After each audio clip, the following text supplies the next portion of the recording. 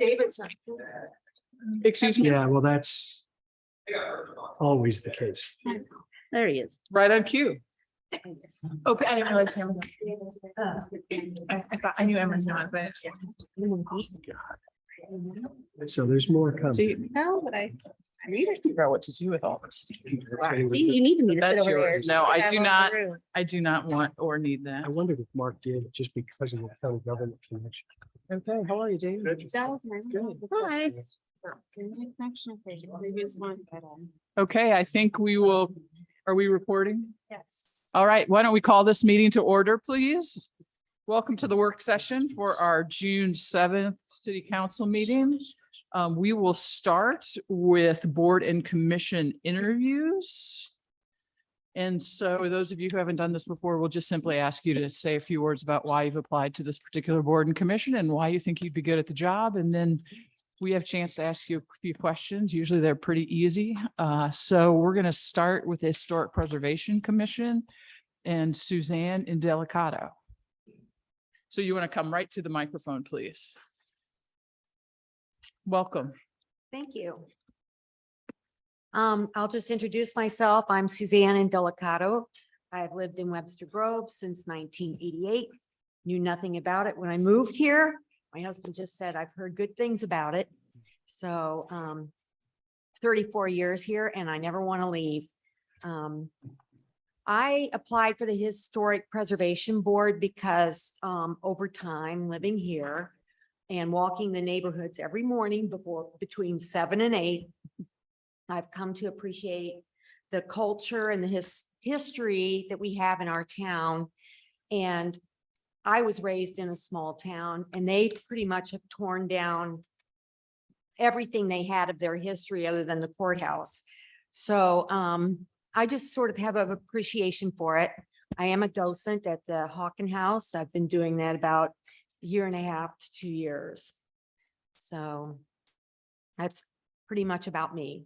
Great, thank you. Does anyone have questions? All right, see, that was painless. Wow. Thanks so much. Thank you. Thank you. Thank you. Is Karen Drexler here for the Old Webster Special Old Webster Special Business District Advisory Commission? And if you can say it, you get to be on it. You said it. You said it. I'm Karen. I'm one of the 3 owners of Story 7, and we are super excited to be a part of the Webster community. I'm not a resident of Webster. I actually live in Glendale, and I've been a lifelong resident of St. Louis, and we have a vested interest in the community. We're involved in the Old Webster Trade Commission and the Chamber, and we felt like this would be another great way to be a part of the community and help to continue creating a welcoming and beautiful and accessible space for our customers and members of the community. So first of all, I have to apologize for not recognizing Oh, you right away. I'm the Please, bookkeeper and the forgive me, floral Karen. person. Yeah. I'm always in the back room. does anyone have questions? When's the next sale? Gosh, we get that asked a lot. We've had You just had a big one. great turnout over the weekend. Our next sale we'll be participating in is the sidewalk sale that the whole Webster, or a lot of the stores and businesses will participate in July. So soon. You've been a godsend on a lot of anniversaries. Good. It's been a lot of fun getting to know so many people. I felt like I shopped on the Kirkwood side, and my kids went to Kirkwood and my husband went to Kirkwood, and so we could never wear the orange and on the side. I'm like, I love Webster. What have we been doing all this time? All right, we'll get you a realtor soon. Don't worry. Glendale's neutral, right? All right, thank you very much. Thank you. Clark Hoteling is here to interview for the Traffic Advisory Commission. Thank you.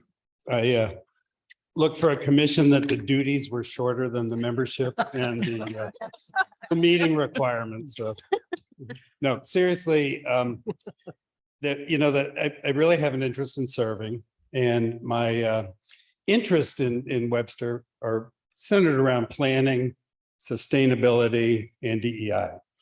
And I think that traffic and cars fits into all of those. There's like an intersection of all of those interests of mine into traffic. And so I attended the city chats a couple weeks ago that was focused on this, and I thought it was great. It was a whole hour on this subject. And I liked the fact that the police and the city and the citizens were really participated in that process. I sort of laughed at David said, hey, we got to do some out of the box things. And I'm thinking there's some in the box things that are already being done in other places that we can do here. So I've never attended a traffic commission meeting. I don't know how proactive they are. The duties here in the description are pretty reactive. So if they're proactive, I'm really excited to be part of that. And if not, I'm hoping to help it make it a little bit more proactive. So any questions for me? I just have one. Are you pretty available and is your schedule pretty flexible? And the reason I ask is this is a commission that doesn't have a set time, but seems to have a problem getting a quorum for scheduling. Yeah, no, I'm very flexible. I'd make it a priority, and it says it's quarterly, and I really hope that it can actually be more than that. But if it's hard getting people together, I get that. But no, my schedule is fairly flexible. Great. Any other questions? I was All glad right. to see that you were interested in this one. I think it's a good fit. Good, Yeah. thank you. Thank you. Okay, I'm gonna have to say it all over again. The Old Webster See, I can't do it. The Old Webster Special Business District Advisory Commission. We have another interviewee, which is Dan Warner. Thank you. My name is Dan Warner. I moved into Webster in 1983 and bought a business in 1986, which was Webster Records. Got involved in the business community from then on. I've lived here ever since then as well. I was on the commission in the early 90s. And for some reason, I don't actually remember why. Maybe I term limited or something, but I went off. But a few weeks ago, if you might know, I also own a few buildings in Old Webster, and I'm always in Old Webster. It's where I spend at least 60 to 70% of my time. When I'm not at home with my family, I'm in Old Webster. So it's very easy for me to be there and to know and to be aware of what's going on. And I'd like to be on the commission in order to help make a difference for the area and help make the decisions for the area. Great. Are there questions for Dan? All right, Dan, we're moving right along here. Thank Thank you very much. Thank you. I believe that Susan Sunderman is joining us via Zoom and is also interviewing for the Traffic Advisory Commission. Correct. Yes. Hello, welcome. Hi, thank you. I'll try to keep this as brief as possible. I've lived in Webster since 1990. I live in the Tuxedo Park area in a Century home.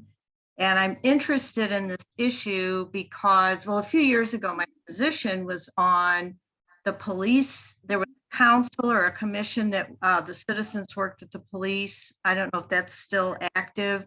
But he got me really interested. Every time I would see him, we talk about that, and he really enjoyed serving on that in that group. And so I got interested. And then in the past couple of years, we've had a lot of street road construction in our area.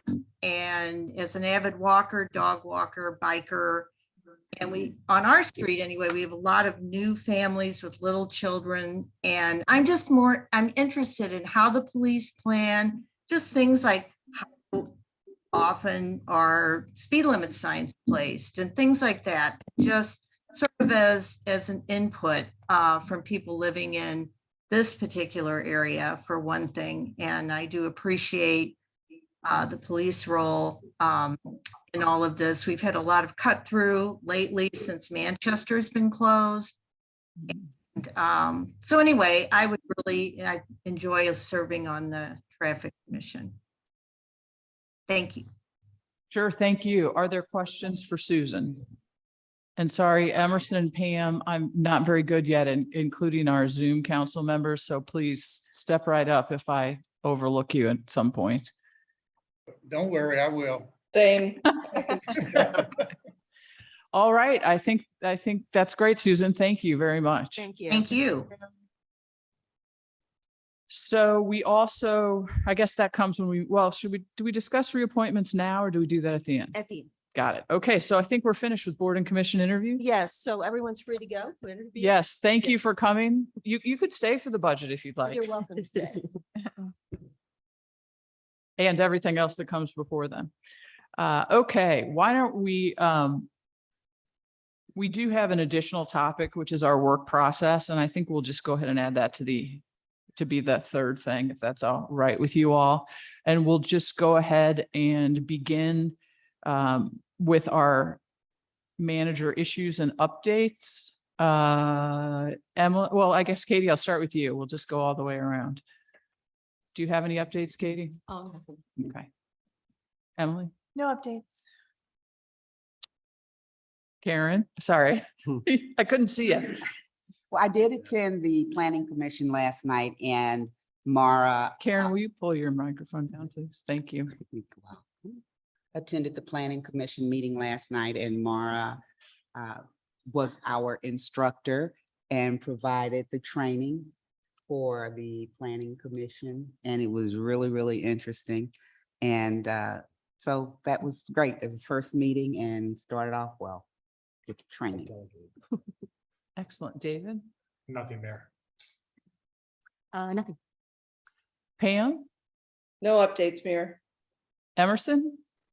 Just one. I did attend the PCEB and they want me to let you know that they are excited. They have a full complement of commissioners. I mean, people on the board now. I think the university has appointed their person, the school district has appointed their student. And so now I think we're full. So they're looking to get started and get something going. Excellent. Thank you. Neil, anything from you? I have no updates. Thank you. No, ma'am. All right, so then it comes to my list now here. So the board and commission subcommittee met and will continue to meet later this month. That subcommittee has asked, and I've talked to both Katie and to Marie about having us in our next meeting, talk a little bit about the parameters of the Charter Review Commission, because in order to put together a strong application for that, we have questions. So that'll be on our next work session agenda. I did go to the Muni League dinner along with some other people here, and former Mayor Welch received a nice honor for that. The Arts Commission met this morning. There are a few dates to put on your calendar.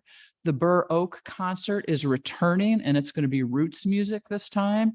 And that will be July 15th. And then we are having Piano Fest return on the 27th of August. And as we get closer, you'll hear some really interesting, fun things that are going to be associated with that throughout the community. They also talked about working on a mural project as well as the Lifetime Achievement Award. A reminder, and Jenny, you and I need to talk a little bit about publicizing Mayors for Meals, which is June 20th to 24th with drop-off sites here at City Hall, as well as at the Rec Center. And congratulations have to go out, and we'll have to figure out when to put them on the board out front. The Narix High School girls soccer team were runner-up in the state final this past weekend. And I think we did not ever acknowledge that the Webster Groves High School boys golf team actually won the state championship this spring. So at some point, let's recognize those two with congratulations. All right. Anything else before we move to our topics? Okay, do we have someone who's going to introduce Mr. Jokerst? Really? No, you're kidding. No. All right. Well, maybe it's me. Yeah. So Mr. Jokerst is the executive director of the East Central Dispatch Center, which is where we do our fire and police dispatching services. And he is here today to give us a little information and answer questions. So welcome and thank you so much for coming. Oh, thank you for the opportunity to be here. Off topic, after all the years I've been in city council meetings in 3 different cities now, I will comment, seeing your applicants come from those commissions, I like that. It gets the community involved and gets them up talking. I haven't seen that before in all the other council meetings I've been in, so I just want to commend you. I think that was a great gesture for the citizens. Thank you. Again, thank you for the opportunity to be here this evening. As the mayor said, my name is Paul Jokerst. I am the executive director for East Central Dispatch Center. I was appointed as the executive director in 2018. That was after a long career in public safety, so I'm no stranger to public safety. I started at the young age of 19 as a dispatcher myself. I then became a jailer, a police officer, IT administrator, radio system administrator, sergeant, and then ending my active law enforcement career as chief of police. I thought I was done, thought I was going to stay out of it, moved back to the St. Louis area where most of my career was, couldn't stay away from it. This position opened up, I put in for it, and I have loved it ever since. This dispatch center and all my experience as a police officer, a sergeant, and chief of police, this was my first center as a multidiscipline, multi-jurisdictional PSAP, meaning a 911 center. I truly see the benefits, and which I'm going to kind of go into some of the areas this evening. And I think, city manager, you said I had a couple hours to talk, right? They don't even give me that much time. Well, okay. But I am here tonight to talk because there has been some belief and some comments saying the ECDC's costs have drastically risen over the recent years. I hope some of the information I put out in front of you tonight, because I am talking numbers, I did do a presentation so you could see them. I also gave you the shot so you could take some notes.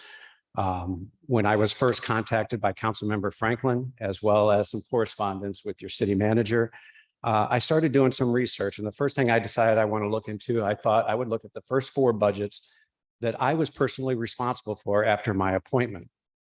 However, I didn't think that that was the proper place to start. So I decided to back up to the 2017, the 2018 physical budgets so that you could see a better snapshot of the overall picture, why some cities may be seeing some increases, and to explain to you why. Go to the next one. I want to start off by touching 3 areas that I did touch with the board of directors in the response that I did with them. The first is the personnel and benefits, which is highlighted at the top of the budget. As you all very well know, personnel and benefits is the largest portion of any of our budgets. ECDC is no different. These increases that we have seen over the years have been personnel costs because of the benefits, as well as some cost of living increases. But the big one increase was overtime over the years. We've had a shortage like many government positions have. Personnel shortages, vacation leave had to be covered with vacation. And sadly, as it came around, and the COVID pandemic also hit us pretty hard with overtime. The second area I wanted to hit with the. Stop you right there and just ask a quick question. Yes, sir. How about the number of employees from 2017 to 2022-23? Has that increased dramatically, or has that been stayed consistent? Stayed the same. All right. We have not increased personnel since then. And in fact, what I've done, since you brought up personnel, sir, for the budget that was approved for 22-23, we're still authorized 26 personnel. I have not filled 2 positions to try to help out with the budget, but the number of authorized personnel have not changed. The second area I hit with the board of directors in the response had to do with training, all the associated costs with the training, as well as membership expenses. The largest the largest increase that ECDC saw in these 3 categories was primarily due to the addition of CALEA. For those of you who know the police department who is CALEA accredited, the CALEA organization also offers accreditation for public safety communication centers. When I was first interviewed for the executive director for ECDC, CALEA accreditation was a priority set out by the board of directors, as well as the chiefs of police for each of my member agencies. So that was added to our budget. So that's where you see a lot of the increase for the CALEA membership, the traveling and the training and the conferences and such. And because of that, CALEA is in the process for our accreditation. It was supposed to be this weekend, but next weekend is going to be what we call our mock assessment. And then in July, we actually have our on-site assessment for our accreditation. Basically just like the police department, the communication is just bound by a set of standards for the communication side, there's 207 communication standards that we have to follow. That just basically says ECDC is going to operate at a higher standard level than a lot of other PSAPs across the nation. The last area that I wanted to hit, that I hit with the board of directors, was capital improvement. The reason why I bring this one up is because you will notice that in the first four columns there, the capital improvement project line item is quite high. The reason why is until my appointment, ECDC, like a lot of cities, did not have a capital improvement line item that was funded ahead of time. The way capital improvement projects was always funded is they were calculated into the member city payments. So as you can see in 1819, when a capital improvement project jumped, member city payments changed. It was in 2021 that I first started changing and made recommendations with the board. The board approved it, and we started doing capital improvement line items. Therefore, costs do calculate, or the costs of member cities did fluctuate quite a bit because of those capital improvement projects. Starting with that 17-18 budget, and I put that one on there because that was before my time, but that was back when the board made a commitment to invest in new technology and the future and the infrastructure of ECDC. And that's where some of those projects started coming in. In the 18-19 physical budget, ECDC began a 2-year plan to purchase 4 new blade servers, basically 2 a year due to the cost and all the needed hardware, as well as underwent its first renovation since its inception in 2002. So that is why 18-19 budget, you see about $146,000 in CIP funds. And that's why that's there. Are CIP funds accounted for each member municipality on a pro rata basis, equal shares? I know you're going to get into like the calls for service, but I'm interested, like on that capital improvement project, how is that line item divvied up among the member municipalities? The same, and I'm going to go into how we break up and bill, but at the same the same formula is used for CIP as it is for member city costs.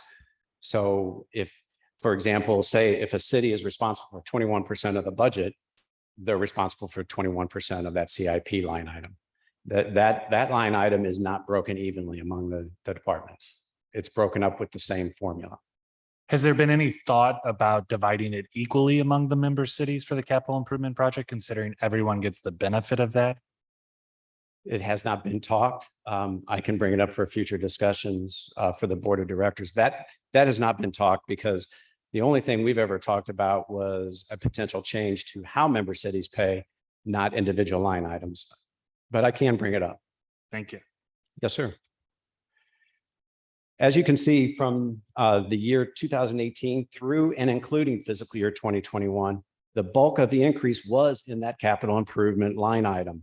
And therefore, those costs, like I said, were calculated in with member city payments. It was during the 21 fiscal year that I made preparations, like I said, with the board to start creating capital improvement project line items that was approved and since has been funding separately through CIP projects. As you can see in 2018-19 budget, ECDC did present a budget that showed a 12.93% increase. That is substantial, but it has remained fairly steady ever since that budget year. In fact, the 4 budgets after that, which I'm responsible for, the highest increase was only 1.27%, and one even shows a 1.24% reduction. The remaining 2 years only showed a 0.78% and a 0.30% increase. So what drives the costs? That all boils down to member cities' calls for service. That is how ECDC, per our bylaws, and recently approved earlier this year again to stay that way by the board of directors, is by the calls for service. Now, ECDC is on a July 1 fiscal budget, like many cities. But when we calculate calls for service, ECDC uses the 2 previous calendar years average of calls for service for every city. So we take the average of every city for 2-year period, we total those, and whatever portion, say Webster Groves, is of that overall total, that is the percentage that Webster Groves is responsible for the budget. So tell me, how do you define a call for service? Basically, everything that creates, every call we receive, we enter into a CAD system, a computer aided dispatch. Right. Every call that is entered into the CAD system, it creates a call for service. That's a call for service. Now, the board has agreed over the years on a certain list of calls that we will remove and don't calculate into your total calls for service. One nature is like test entries. That's really us. So that's removed. When officers call out at the station or any location, say on personal or admin or things like that, that's removed because they do a lot of that. So that comes out. But there are certain calls that the board of directors approve each year with the budget that gets removed. But that's how a call for service is created. So it doesn't matter then if there's a, as I understand it, for some of the calls for service, there's, assistive technology, or they're essentially all weighted the same. Whether I am calling in saying I'm going to go take a walk around the perimeter of a park, or whether I am responding to an accident on Highway 44. Does that? I don't know. I'm sorry, Mayor. I don't know if I follow you on that one. So, I think my understanding is that certain kinds of calls require more from your personnel than other kinds of calls. That's true. But for Webster Groves, all of our calls are weighted exactly the same.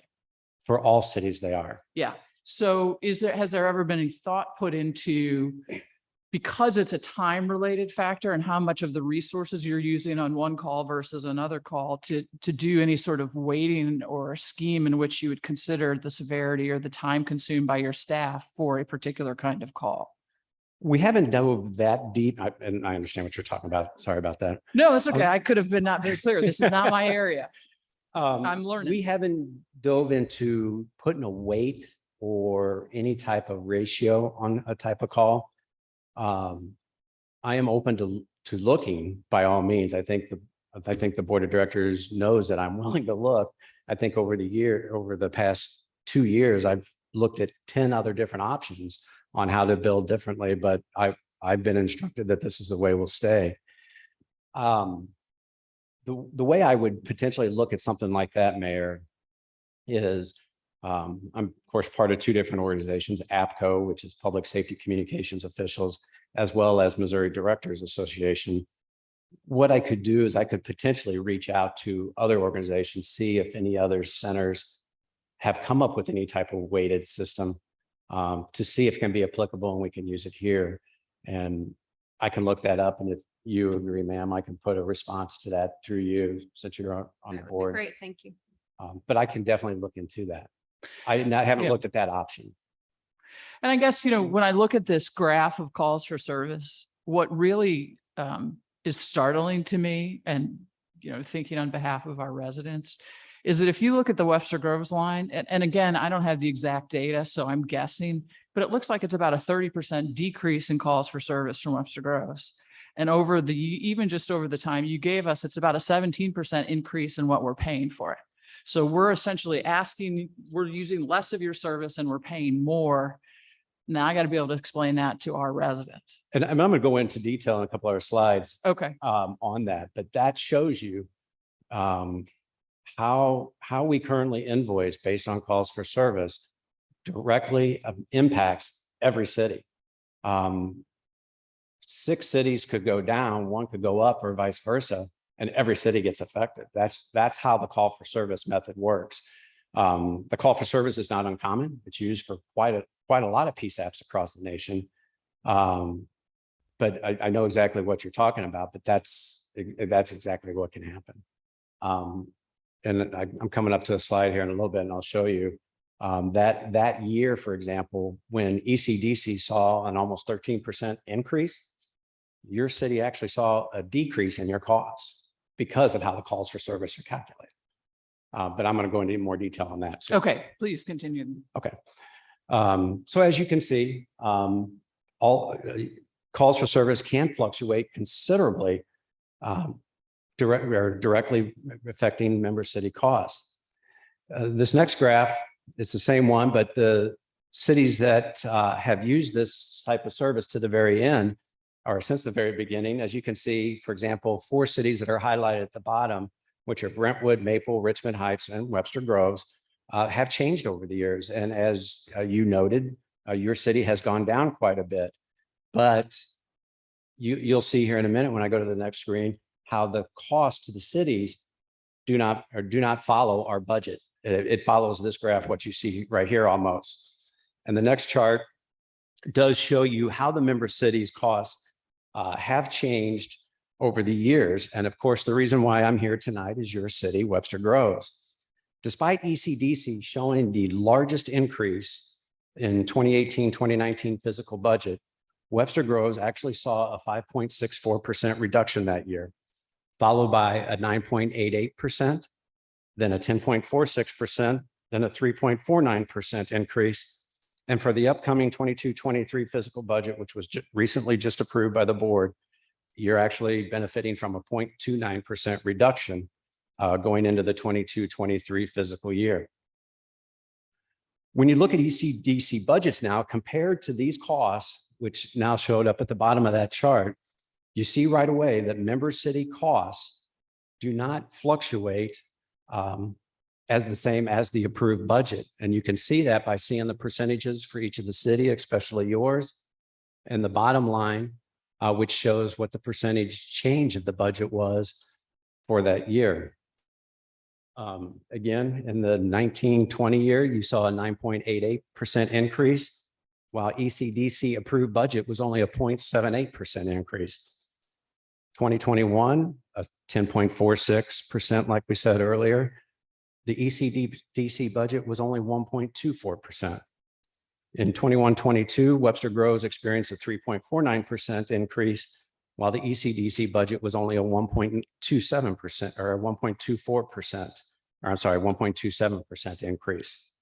And of course, going into the 2023, like I said, I'm showing a 0.30% increase in the Ecdc budget, but your city is seeing a 0.29% reduction. So right there shows you the fluctuation in the approved budget to the member city costs don't go with each other. And that's just because how we do bill. Mr. Jefferson, I apologize. Going back to your member city calls for service, I'm struggling to understand because you do see the ups and downs in the calls for the various cities, but the bottom 3 cities that you have there on the chart have basically no fluctuation in calls for service. Can you explain how that's possible over the course of the history? It's that's been pretty steady, ma'am. Those cities have chosen or the type. I think the biggest change in the type calls is a lot of the self-initiated things. And Kurt can back me up if I'm wrong because he's been here with Ecdc since its inception. The agencies that you saw on that chart that are extremely busy are also agencies that do a lot of self-initiation, and they're a little bit larger. They have a lot more calls that they respond on or we get dispatched to.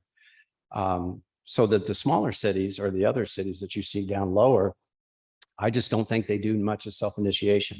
I haven't Could run. you explain what you mean by self-initiation, please? Instead of us dispatching them somewhere, they call out on. Like I would call out that, hey, I'm on a pedestrian check at Elm and Kings Highway, or I'm out with an auto vehicle. I initiated that call as the officer myself. So self-initiated is started by the officer on the street. So Dispatch is what we do Yeah, when so we you- send them. Are you suggesting that those municipalities, then those officers don't self-initiate or they just don't call it in? I think it's a combination of both. They don't do as much self-initiation, and that's not only in the Ecdc departments, but it's happening more across the nation. There's a lot of times officers just don't call out. Sadly, I did it a couple times against better judgment, but they just don't call out. So an incident's not created, and therefore it doesn't tick as a number to go up. So I'm not suggesting this is policy because I think it would undermine the safety of our officers, but Right. sort of what I'm hearing about this conversation is if we as a department, let's say the chief decided that in order to cut costs, he'd say, don't self-initiate those calls, that would reduce our costs. Is that what you're telling me? That's correct, ma'am. That seems ludicrous to me because And, the officer are doing the same job. and when you look at, like on that chart, when you looked at Richmond Heights, theirs went up. I think they were the only city that really went up as much as they did. And it's because they just told them plain blank, you will not call out, you will call out. And they go to the higher level. They call out on everything they do. So it does generate more for them, but you are correct. If, for example, if the chief of police would put out an order that you're not calling out on traffic stops anymore, yes, that could affect it. That's playing with the numbers. So, I mean, effectively, and I don't think there's any malfeasance or maliciousness, but they're gaming the system. Yes. I mean, because the vision of ECDC, and I am a huge proponent of consolidation of services throughout the region. I mean, it's clearly demonstrable that we waste a lot of money because we're so fragmented. And I think that the ECDC has a great idea and it has operated effectively, but you're getting to the heart of the issue that I think the reason why we called you in is because it appears that the ECDC is no longer an efficient method of doing 911 calls. Effectively, we are at the crossroads here in Webster Groves of saying, can we take this in-house because it might be cheaper than going through the ECDC? And effectively, that's what Shrewsbury's already done. They found an alternative. And so the question I have is how, on a long-term basis going forward, can the ECDC establish itself and go back to its roots of creating a more efficient service that shares calls, that benefits people like Rock Hill and Richmond Heights, smaller municipalities than us, while we're cost sharing, but they're also bearing their own burden? I think a lot of that's going to come out. The one thing that I'm looking forward to, the board approved up for us to put out an RFP for a strategic plan for ECDC. It is the first move that I know of in the history of ECDC that we are going to sit down with a vendor to talk about the finances, to talk about the operations, to talk about the organizational structure of ECDC, and how this organization moves forward at the benefit of the cities. That was recently approved. That RFP closed. Later this week, I got a meeting with the RFP committee, which is the Clayton city manager and Brentwood city manager as the committee to pick or select the vendor. And then we bring it back to the board for approval. It's under that strategic plan. It's my hope that some of the ideas that I brought up in the past will come up. Some new ideas will come up.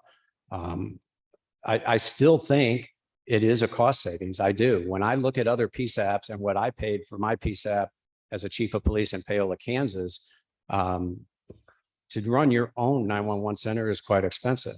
There's no doubt. I found that out to be true when I looked at one of the board members, I believe the Rock Hill manager, wanted me to come up with one of the options was I create a base plan, a base fee that every city paid the same. And then the rest of the budget then is broken up by the ratio.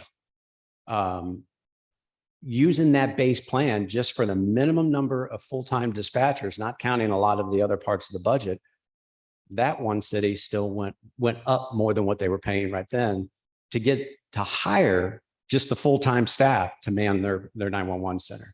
So it does add up. And like I said at the beginning, it's because the personnel and benefits is the largest section of all of our budgets. I think almost 80%. But it's my hope, Councilman Franklin, that in that strategic planning, that's where I'm hoping a lot more of this will come out. It was approved by the board in the July 1 budget. So we're planning on appointing that vendor July 1 and getting started immediately with that. Can I ask a question? I feel like one piece of the story that I don't really see is the actual cost per call. Because it seems like the number of calls maybe as a whole has gone down a little or stayed pretty flat, but it's the cost per call that's going up. And I was curious if you have an idea of what that trend looks like in terms of how much your cost per call is rising, and if there's a way to kind of zoom in on reducing that in the future, maybe. I haven't generated that report. Basically, I would just take my budget and divide it by the calls for service. I can easily calculate that and get that as an answer as well. So is the cost per call basically how we're capturing the variance between city size? Because these cities clearly aren't the same size. And you're correct. And you will see the larger cities run more calls, but you're correct. The bigger the city is, the more calls they're going to run. I mean, I would not, if I was just looking at the size of a city and the complexity of what I think happens in a city, I would not rank them in the order that they're in. So I don't know, like, what's behind that? Is it that some things are, calls are more complex and we need to do something that's weighted or something that's based on time? But, you know, with Rockhill or with Shrewsbury leaving, with, you know, coming here to talk about this, I mean, obviously there's some questions, Right. concerns about costs. And I think a question I had was, if we were starting new, you know, say we were looking for a service and you were here to pitch ECDC, like, what's the why? Like, why should we go with you? Why should we stay with you? Not saying that we shouldn't, but like, what's the elevator pitch for why ECDC? I mean, I believe Councilman Franklin said a lot of it. There's benefits in for consolidating. And like I said, when I first came here, this was my first stab at a consolidated center. There are benefits to being in a consolidated. For example,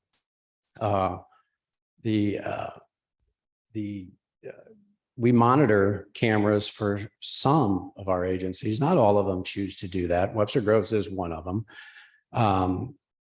So for example, if you would have had your own center and you're monitoring your cameras, well, we just did a server upgrade. It was $10,000 for a brand new server. Webster Groves didn't pay $10,000 for that server. They paid the ratio for that server and they're getting the benefit of it. Now, what the costs do is when you add in a staff of 26 versus a staff of 5 to 10, there is a big difference. But you're getting a lot more services in a consolidation. The nice thing also about a consolidation, we have a police north and a police south channel, and that's shared. And the nice thing about sharing a channel and being in a consolidation, Webster Groves residents get a benefit from it because of the fact we create a call. Say it's 2 houses down, they call about a burglary. Well, that's going out on that channel. Not only are Webster Groves police officers hearing it, other surrounding police departments are hearing it. And the thing that I've been most impressed about with the consolidated center is, one, how quick other officers respond. So instead of having 3 officers respond to your burglary, you now have 7 coming because of the fact these other agencies have heard. You're getting a lot more police presence and response on incidents that you wouldn't have got if you were by yourself. Now, it doesn't mean you can't call and ask for it, but hearing it across the radio saves time. I'm So sorry. does that end up being a charge for that one call or a charge for all of the responses? It's just the one call.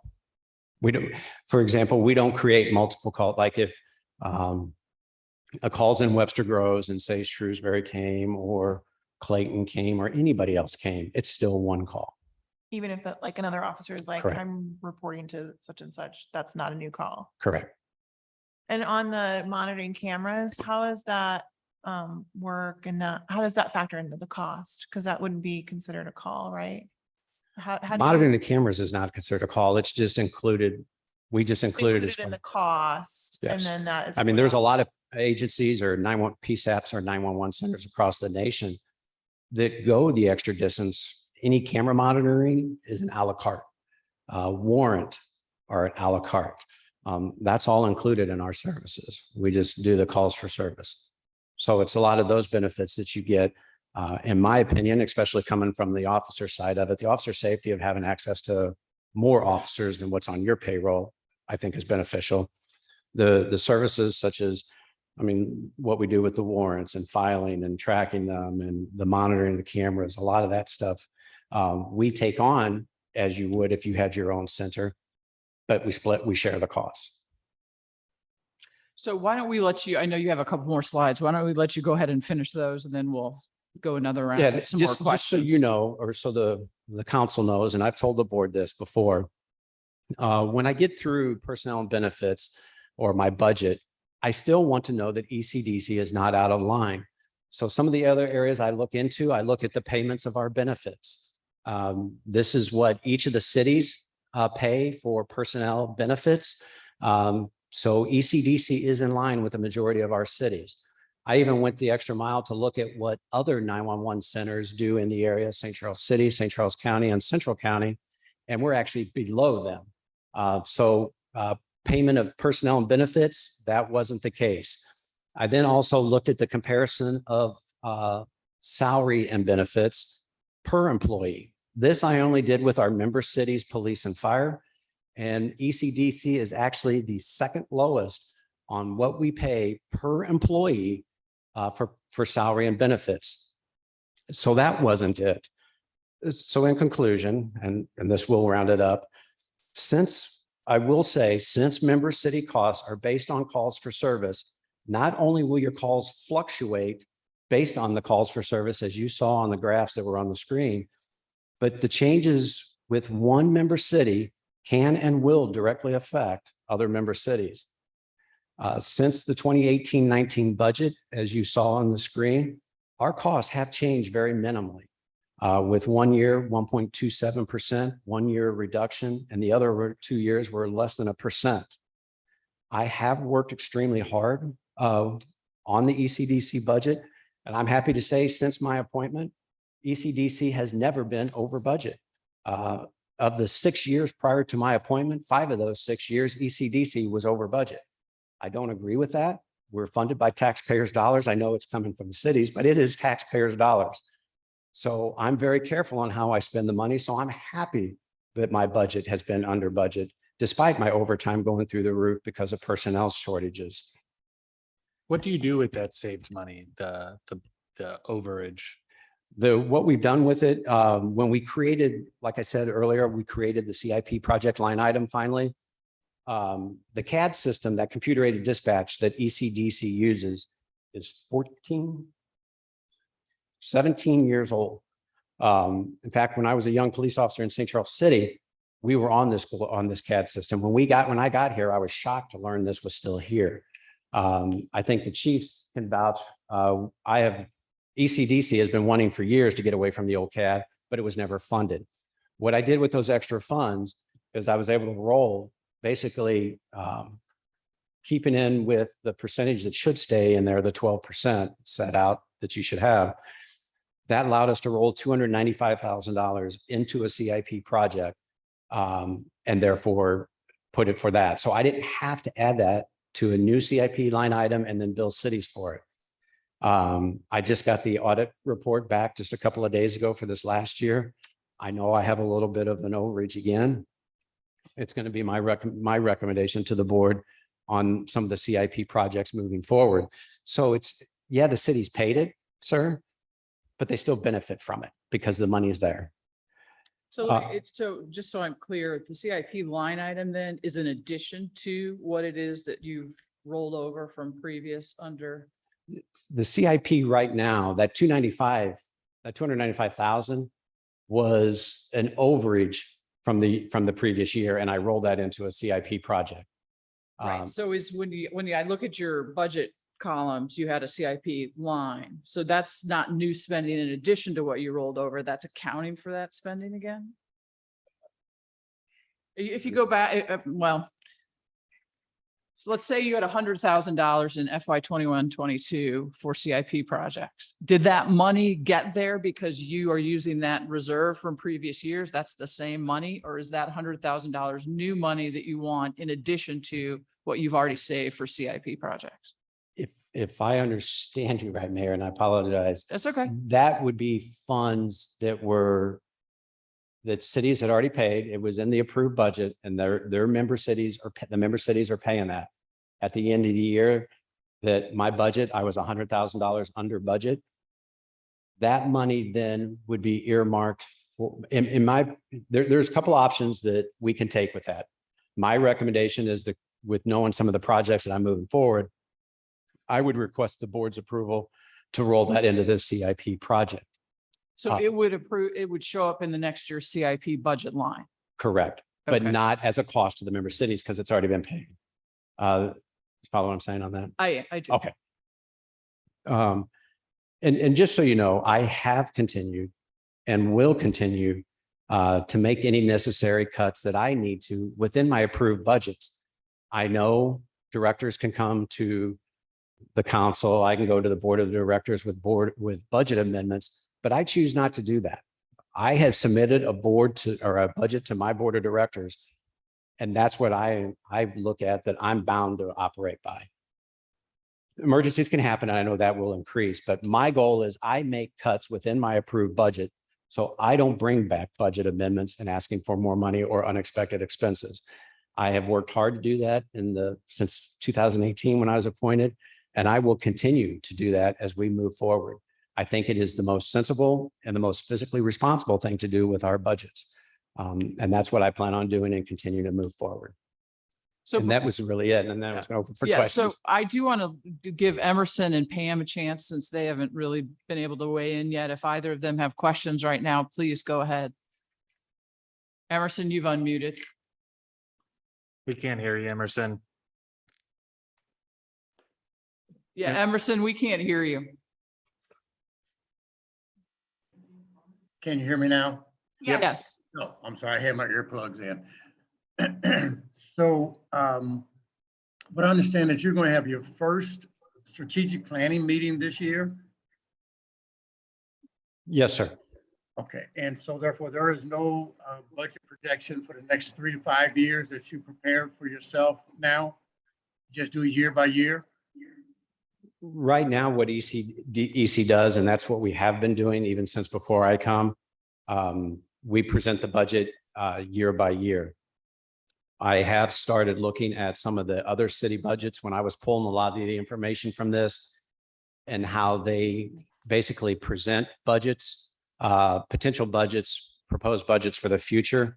I haven't brought that up with the board of directors yet, but it's on my agenda to do so. Okay, and the RFP that you set out, is the RFP just for, is it for trying to create efficiencies within the It was designed to contract somebody to come in to assist with the strategic planning document for ECDC in moving forward. It's designed to look at our funding. It's designed to look at our budget, our organizational chart, and the future operations of ECDC and moving forward. The vendors were given the chance, and I think the vendors responded they would.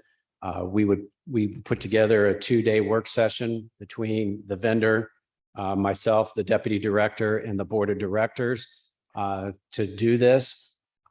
One vendor even recommended they'll reach out to the local, the police departments, the fire departments to get their input, as well as they're open to let the community give input as well, which was one of the vendors do.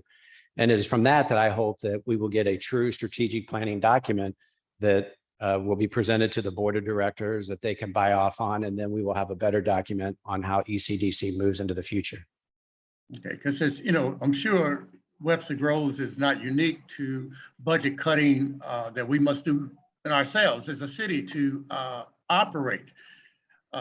So that hopefully your organization will do the same, taking into consideration that if the city has to cut their expenses, then you have to cut your expenses somehow, creating efficiencies or making sure that you're doing the best job possible at the lowest cost possible for the city, because you're not a income producing unit, are you? No, we're completely funded by the member cities. And I agree with you 100%, Mr. Smith. I do watch the budget very closely. You can ask my deputy director. As certain line items get close, I stop other line items from increasing. In moving into the 22-23 budget, knowing that the city of Shrewsbury decided to pull out, knowing that the board approved some pay increases, I did look at other options on cutting the budget. And that's what I did by not funding or not filling right now the 2 positions, which are 2 of my night crew positions, to save money.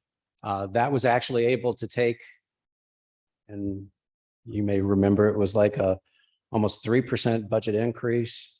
I can't remember what it was with those 2 people in there. And removing those two people and the related benefits my budget reduced and is only a 0.30% increase. The new budget hasn't started, but after the last meeting of the Board of Directors in their closed sessions about salaries, I'm even looking still to, even though they've approved the budget, I'm still looking at ways to potentially save more money and looking to submit a budget amendment to them, even reducing my budget a little bit more. So I do exactly what you say, Mr. Smith. I continue to watch things. I continue to look at ways to save costs, to include one of the things that we use really on the fire department side is our medical dispatching. Our dispatchers give medical advice over the phone. I found in changing that source where we get that through, I could save another $4,000 off my budget. So I do continue to watch. I will continue to watch now and moving into the future. Okay, so does the ECDC provide a annual performance report? I don't know. I don't know if we have those or not to the city. The only official report, I personally have kind of given a budget year-end report, which I give directly to the Board of Directors, which kind of states what has happened with ECDC over this past year, where we stood with the budget. If we were over budget or under budget, I do explain that. Any document beyond that, we do not put out, sir. We have not. It doesn't mean we can't do something moving forward. The only other official document that is actually done and is contracted every year is our audit, like every other city does, which the Board of Directors will be getting at the next meeting. How often do you perform an audit? Every year. Every year? Yes, sir. By the same firm? Right now it is because we went out with an RFP with the city of Richmond Heights, or no, we went out on our own. I apologize. The previous contract was with the city. We went out on our own and it was, I believe, a 3-year contract. And then we'll put out another RFP again, just to ensure those costs stay low as well. So I'm going to interrupt for a second because we are way over time and I want to give Pam a chance to ask if she's has any questions that she wants. She hasn't had an opportunity yet. I actually do not have any questions. I have a much clearer picture of where the costs come from. I think it would be good if we could have projections beyond 1 year at a time. That would help us as we are looking to close our deficit in 3 years. And this is a hot topic for us. It would be good if we could have something to align those materials as we're looking ahead. Otherwise, thank you. Oh, you're more than welcome, Pam. I just had one quick question. I was talking to the policy director for the American Heart Association in the Midwest region recently. And they've been working a lot with legislatures, state legislatures to make sure that their 911 dispatchers are CPR certified. Our ECDs, I know Missouri's a long way off probably from doing that. Are ECDCs CPR certified? Absolutely. Wonderful. In fact, in that switch for my medical dispatch from IAED, getting tongue tied like you did, to APCO EMD, we can redo the questions more locally. And on top of that, one of the training officers for the fire department is from Clayton Fire Department. We've registered him as our actual CPR instructor. I think it's every 2-3 years they have to get recertified. My dispatchers have to do the same thing. Excellent. And that's also part of the CLIA accreditation. Since we're medical dispatch, we have to do that. Excellent. Thank you. You bet. So Sir. I am since we are so much over time and we have some other things we actually have to get to, would you mind if I sent you a couple of additional questions? I have a few on my list still that we haven't gotten to, and would be really pleased to get a few more Absolutely. answers. I was going to say that if you want to, Councilman Franklin did email me. You're more than welcome to consolidate them all, put them all on one list. We'll do that, certainly. I'll do a response. I will do a response. And just because of the way I work, out of respect, I'll send it back to you, but I will also send it to my Board of Directors. Oh, absolutely. Okay. That's why I've Everything about this meeting is public, so they ought to know what's going on too. That was mine. So Yeah. But absolutely, ma'am. Well, thank you very much for being with us today. We you very really much. appreciate having you here. Thank you for the time. And thank you to your colleague as well for coming along. I believe we're going to go ahead and go now to the Architectural Review Board Code Amendment.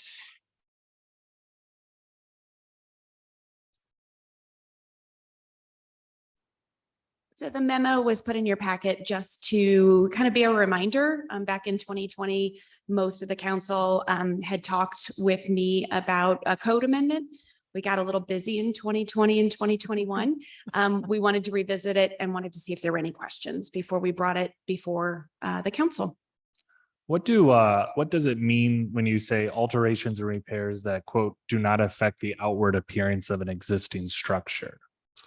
So there are many times where people are trying to make changes that do not, that we can't, someone couldn't readily see the change on the outside. We get a lot of repairs to porches, but they have to take the whole thing down and essentially rebuild. And right now, when you take everything down on a front, it has to go to ARB, even if it's going to try to match pretty close to what it already is. So we're trying to take a couple of the things that really don't need to go to ARB and try to remove them off of that agenda, which is already very full. I can attest to that, having been to the last two meetings for the first. It's a very full agenda. And that's actually a shortened agenda because we've been doing pre-approvals. So there's quite a few we're pre-approving through some of our process. Well, if it's so full, why can't we give you guys more authority, administrative authority for the historic district? Oh, that's one of the things that we'd like to propose. Okay. So I didn't go into all the details. We would have a hearing before you and show the various items that we'd like to change. We'd like to do a few things in the historic district. We'd like to increase the square footage of additions that we could approve without going to ARB, and then some other changes to a few other things to try to keep some of the items off that really don't need to go. Well, the only reason I ask is this, the structure addition meets each of the following conditions. It is not located within a historic district. Right. Again, that memo was just a brief of I got you. here's the sections we've done before. We would bring a full I got text you. amendment before you. Thank you. Yeah. I'm sorry. No worries. Other questions for Mara? I think Hey, it's really- Mara, is the ARB, have they had any input on these? I mean, I know we did talk about this a couple of years ago. Are they in agreement with everything where you are? So yes, we talked with them back in 2020. They were in agreement for increasing the square footage and a couple of the other things in particular. They'd really like to not have to deal with windows. So they have had input, but we will get additional input from them before we bring the draft forward. Thanks. Yeah, I don't have any questions. This seems like a good thing and something that would make the residents' lives a little easier and probably your lives easier too. So all for that. Okay, so it seems as if we're in agreement to ask Mara to bring us back a more formal proposal and with your wish list. Thank you very much. Thank you. Thanks, Mara. All right, so the last thing on our topics agenda, and I think was to talk about our work process, and then in our next meeting to begin to speak about priorities for the council. Given where we are time-wise, I think we can do the two of those in our next meeting unless you all are really raring to talk about process right now. I know it's my thing, but I don't know that it's everybody's thing. I'm excited to talk about it, but we don't have to do it tonight. Same. Emerson or Pam? Okay, postpone it. Okay, so we will spend our work session time figuring out our next steps and what we're going to do as a council next time. Why don't we take about a 5-minute break and we will come back for our regular meeting. Sorry to keep you all waiting, but we're getting close. Appointments? Excuse me? Can we look at? Oh, yeah, but we have to look at appointments first. So I got ahead of myself. All right, Historic Preservation Commission, Suzanne Indelcato applied for the vacancy there. We don't have any other applications pending. Would we like to make this appointment? Yes. Yes. Yes. We have 2 potential appointments to the Old Webster Business District, Dan Warner and Karen Drexler. Would we like to make those appointments? Yes. Yes. Traffic Advisory, we have, wow, 4 openings, 2 regular members and 2 alternate members, Susan Sunderman and Clark Cotaling. How do we feel about those? As regular members, right? As regular members, correct. Do you have any idea of the geographic spread of people on that commission? Geographic Like just where, if there's On folks which- from all over Webster? Traffic Advisory. I'm just curious. We've got addresses in our boards of commission thing, right? Okay. Boards and commissions roster. demographic, alphabetical probably. Okay, so we've got some that aren't in Webster. We've got Oak Tree Drive, Gore, Swan, Lockwood, East Jack, and that's you. Yeah, so of the ones that are on here, we have someone on Oak Tree Drive, South Gore, East Swan, and East Lockwood. Okay, It's not bad. We're missing West Webster. yeah, it's fine. I just wanted to make sure it Yeah. wasn't kind of super wondering. Okay, so are we all right then with Susan Sunderman and Clark Coatailing? Yes. Yes. Yes. We then need to announce the Police Community Engagement Board. The Webster University representative will be John Buck. So we don't select that, the university does, so that's an announcement. The Historical Society gives a mayoral appointment for their board. And so we solicited a few weeks ago, as you know, Ron Zager, who is with us today. I think he was with us. I can't see him now. Oh, he's hiding behind there. Has agreed to serve on our behalf there. So thank you, Ron. We have two appointees to the Sustainability Commission who would like to be reappointed. Paul Bars, who served 1 year. And then also Jeffrey Tomich, who has served 4.5 years. So that's not quite 2 terms. And the question is, does council wish to reappoint? I will say, as the past liaison to the Sustainability Commission, they are both incredibly active members, and Jeffrey is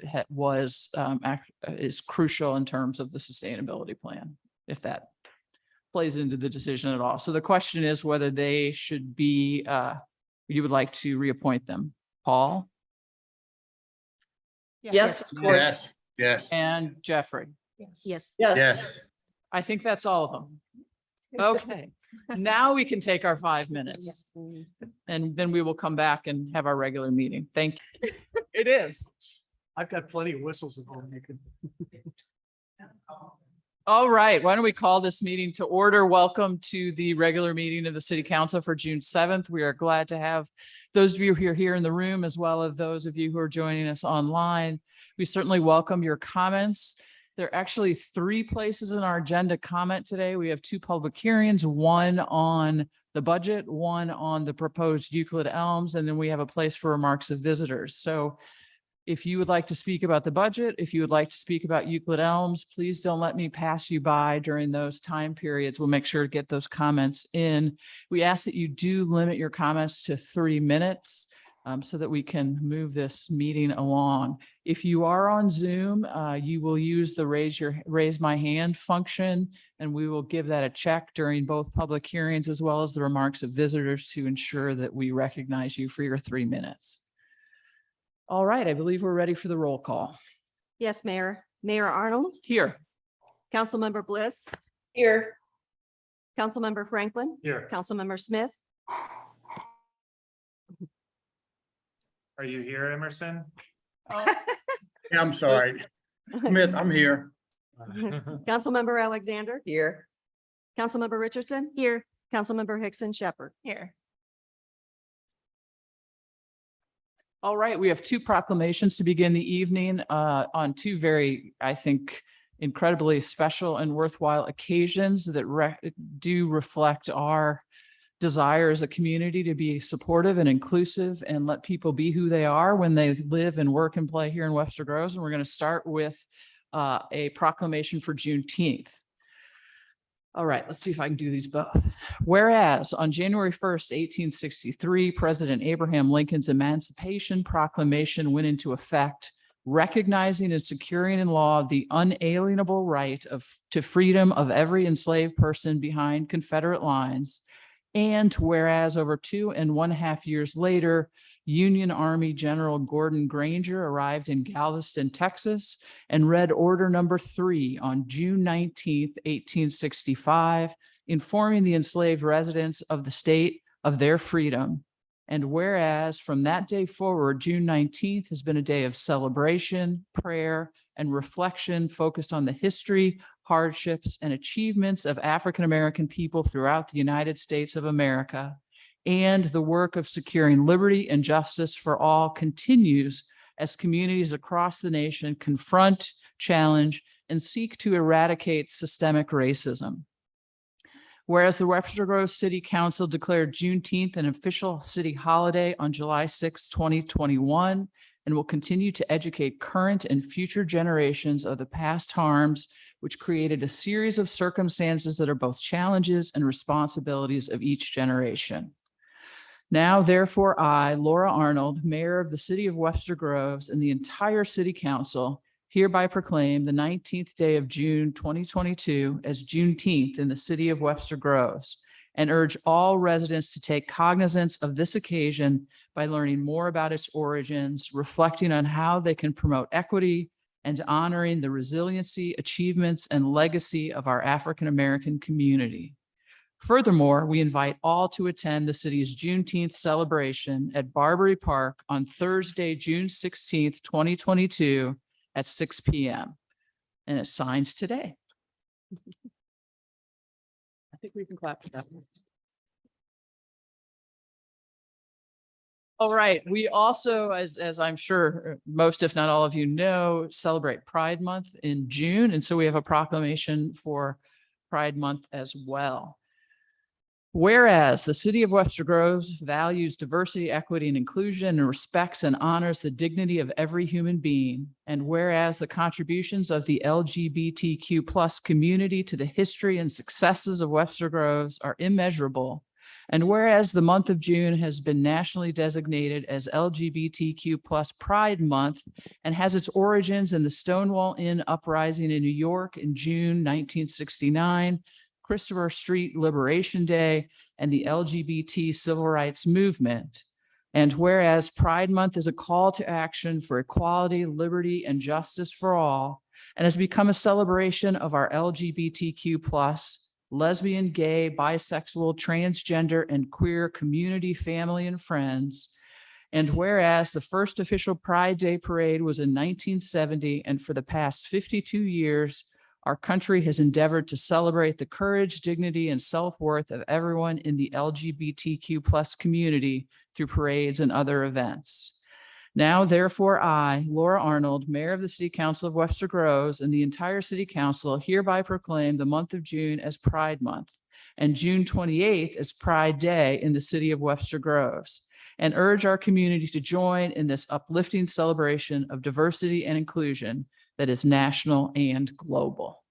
And I think Council, Jenny would like a picture of us with our proclamation. So if you all could, and I apologize, Pam and Emerson.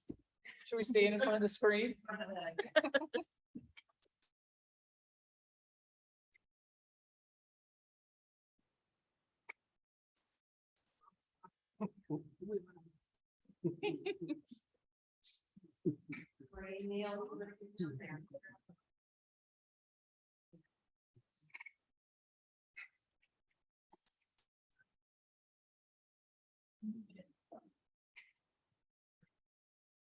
We're in balance. Okay. 3, 2, 1.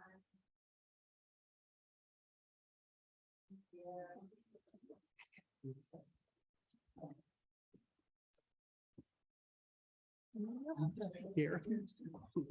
Yes.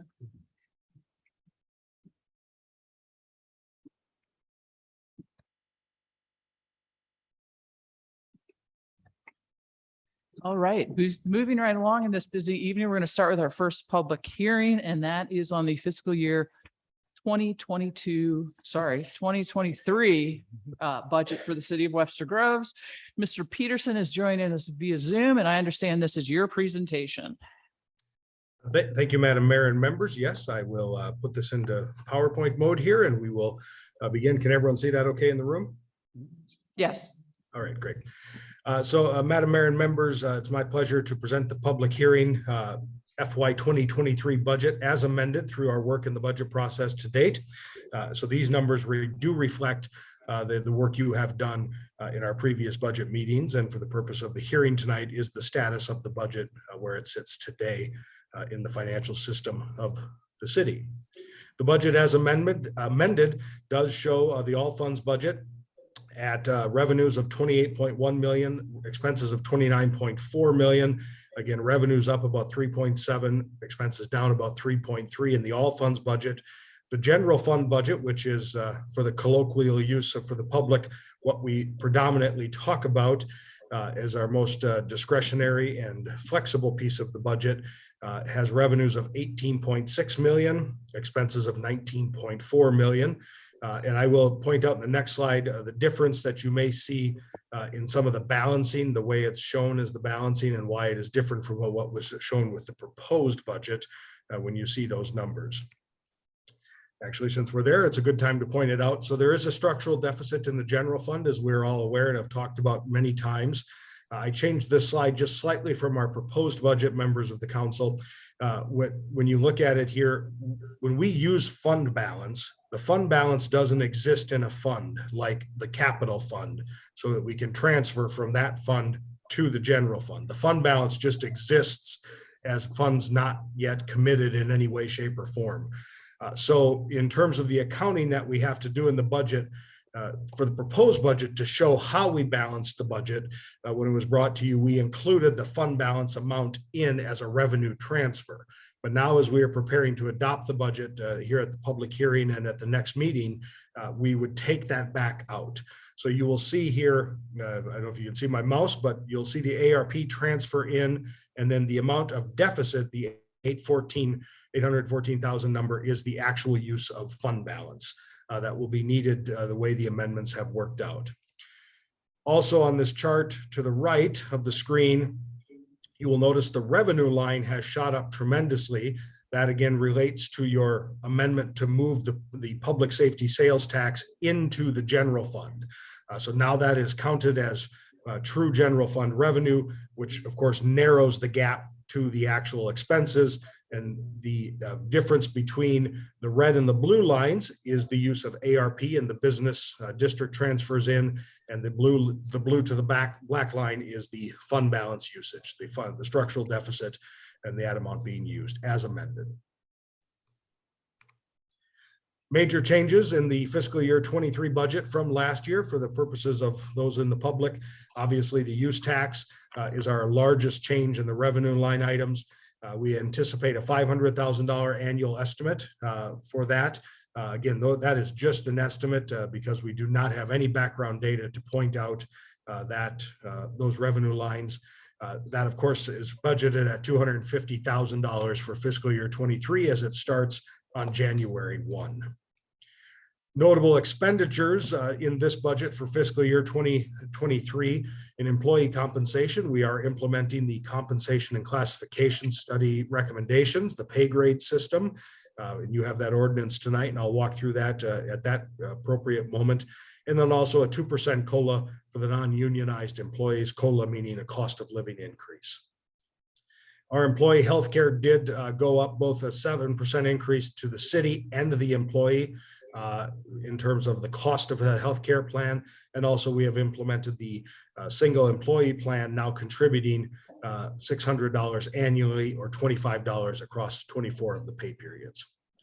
And in the capital plan, certainly, as we've talked about many times, the electric vehicles and charging stations are an incredible step for the city to be taking, and those are included. Sustainability measures are also funded, playground improvements, obviously the fire department ladder truck, and the aquatic center design. So we are committing a large chunk of money to move into design ahead of the bond referendum, tentatively scheduled for April of 24. I will not read this list to you, members of the public and the council. This is the revenue. These are the amendments that have been adopted to the proposed budget. They are all posted online. You can see the actual form. They've all been included in the budget.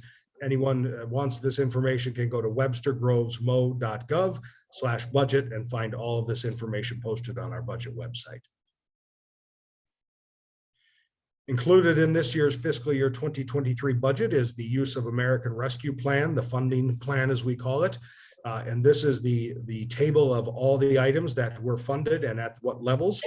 You will go through, as you go through this list, you will see We have used the term programmed for the first portions, meaning things that you have scheduled for fiscal year 23 to be used, which is just a shade over $2 million. And then revenue replacement of 771,000. And then the city Wi-Fi plan from FY22 that is waiting on those supply chains to catch up. The important number here is obviously your remaining number is 1.692 of the ARP funds. For the public, you also can go to webstergrovesmo.gov/ARP and find this table along with all the other items about the ARP fund as well.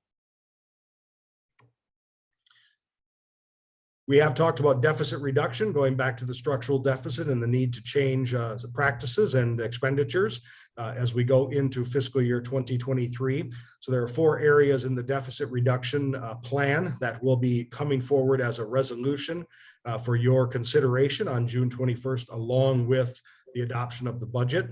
One is what I have used the term a lapse. It's the reduction in spending, the target of $1 million that we have talked about and the council has directed to the city staff.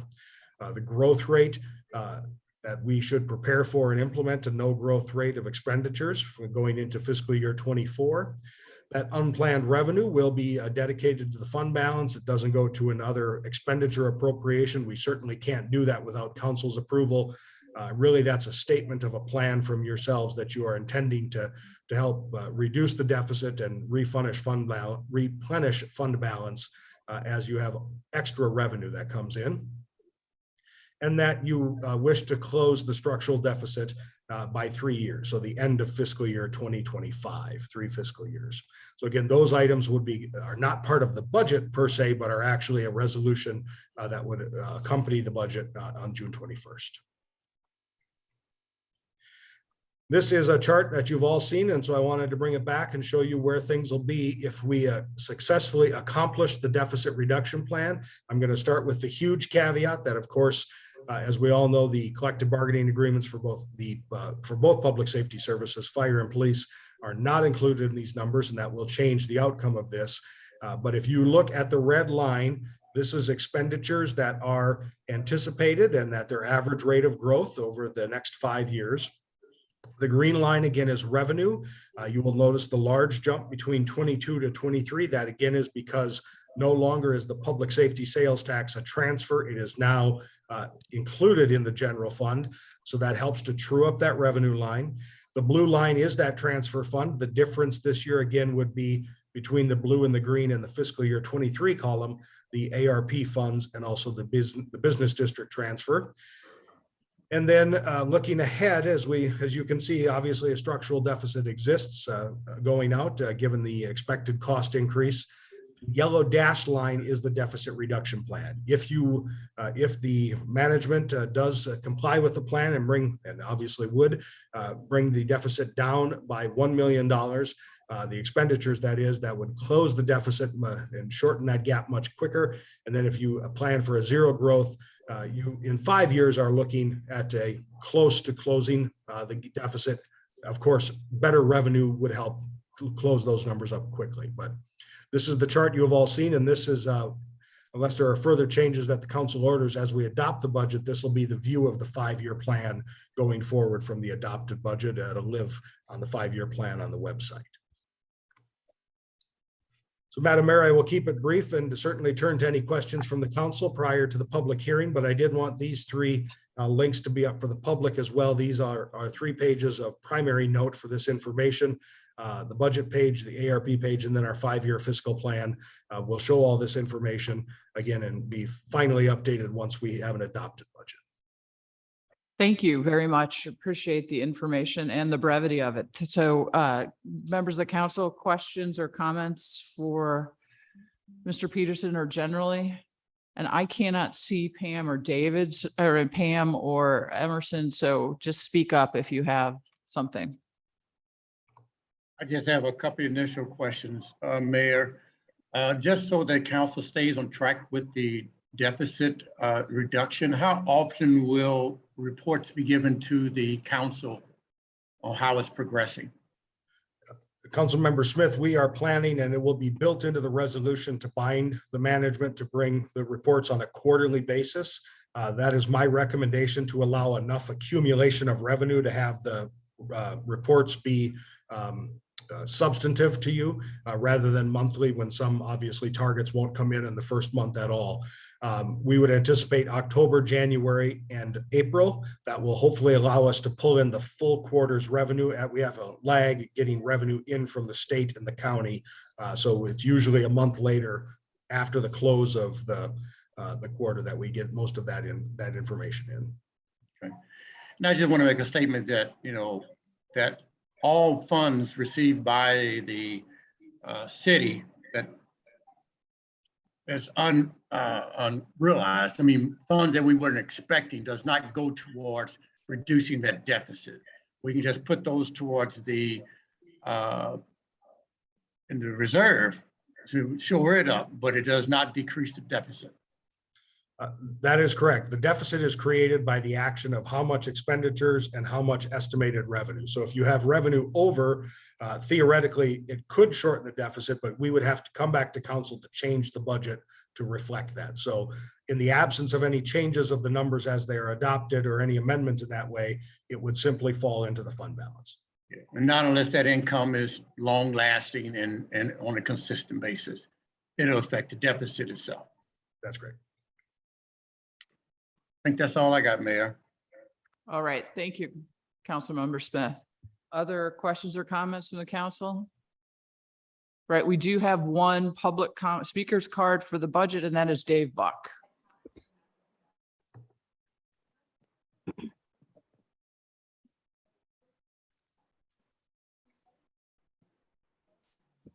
Dave Buck, 124 South Elm.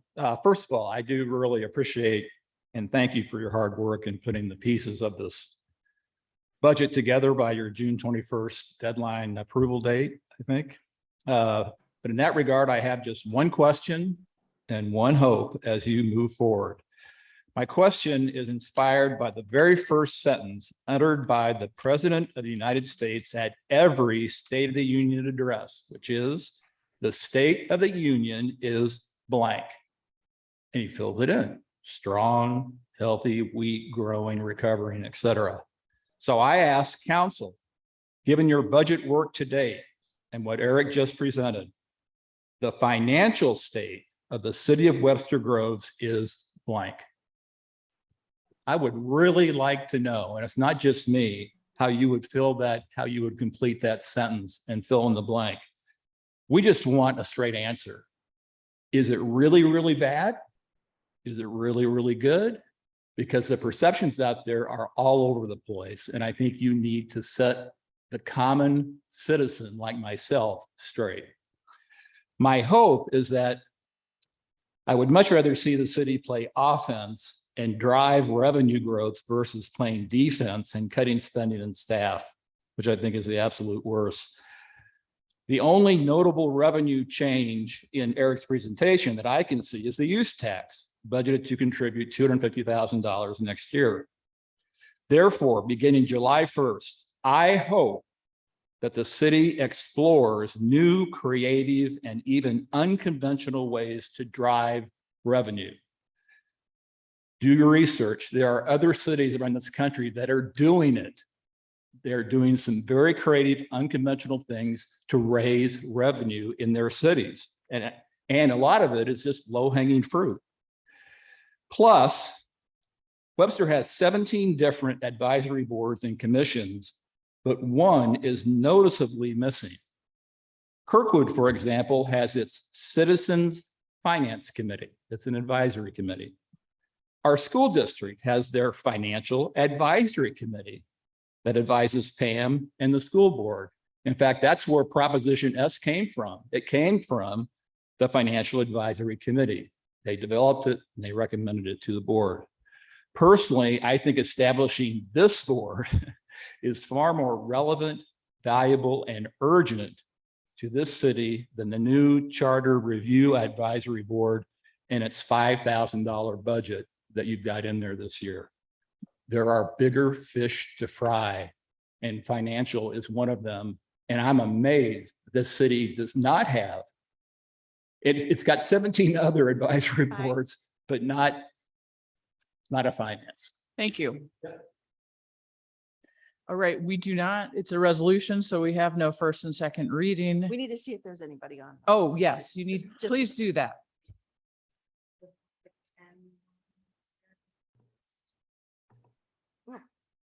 So- Right. So before you close the public meeting, I would move to enter the PowerPoint presentation made this evening by Mr. Peterson and a copy of the fiscal year 2023 budget.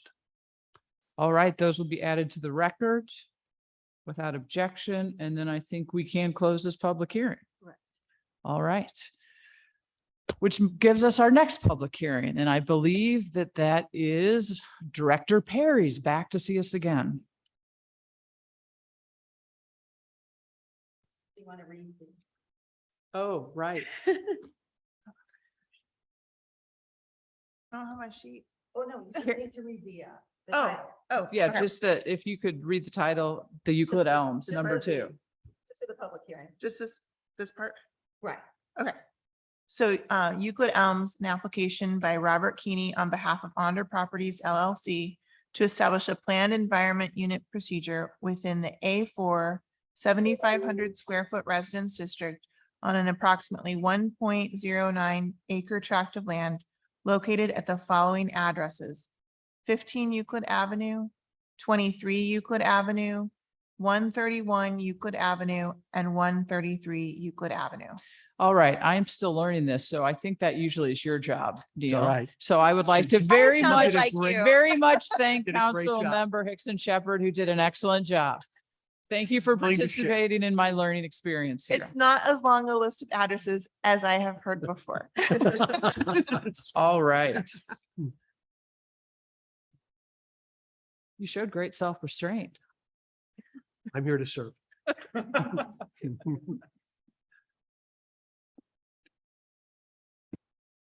Okay. So Mayor and Council, you have before you this evening, and let me make sure I can do my mouse. You have it. There we go. Or is that you? That's you. It's like a Ouija. Thank you.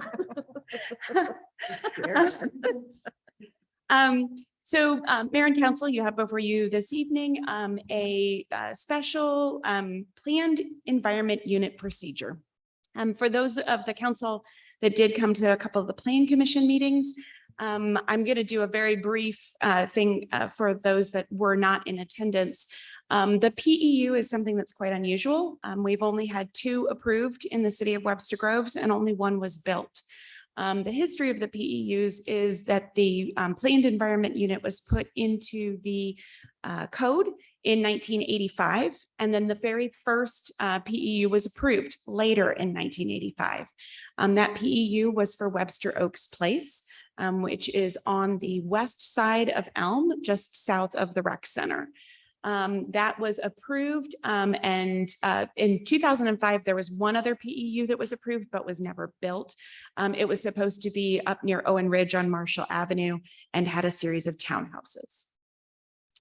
And so this is because it is such an unusual one. We went through the Plan Commission and had to really educate them on what this means, how a PEU overlays on top of the underlying zoning district, and how you as a council put a series of regulations in place to govern what they can do on the property in exchange for the amount of units that they can build and the type of units that they can build. So the history of this property, which you can see outlined in red, in 1923 on the zoning maps, it was originally zoned as single-family residential. It continues to remain zoned A4 single-family residential. 133 Euclid, which is the longest lot to the west, before it jogs down and steps down to the not so deep lot. 133 Euclid, the smaller lot off to the edge, was annexed into the city in 1960. And 131 Euclid, the next one over, was originally intended to connect Bell Avenue through to Euclid. The existing zoning, as I stated before, is A4 single family residential. It is primarily surrounded by A4 single family residential with the exception of Douglas Manor, which is zoned B1 multiple family over to the east.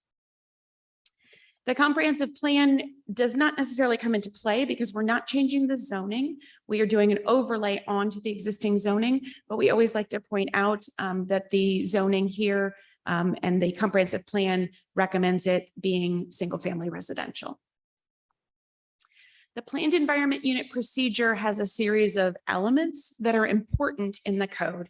And there's 3 different sections in the code that identify one, what is considered before the Plan Commission and is recommended to the council.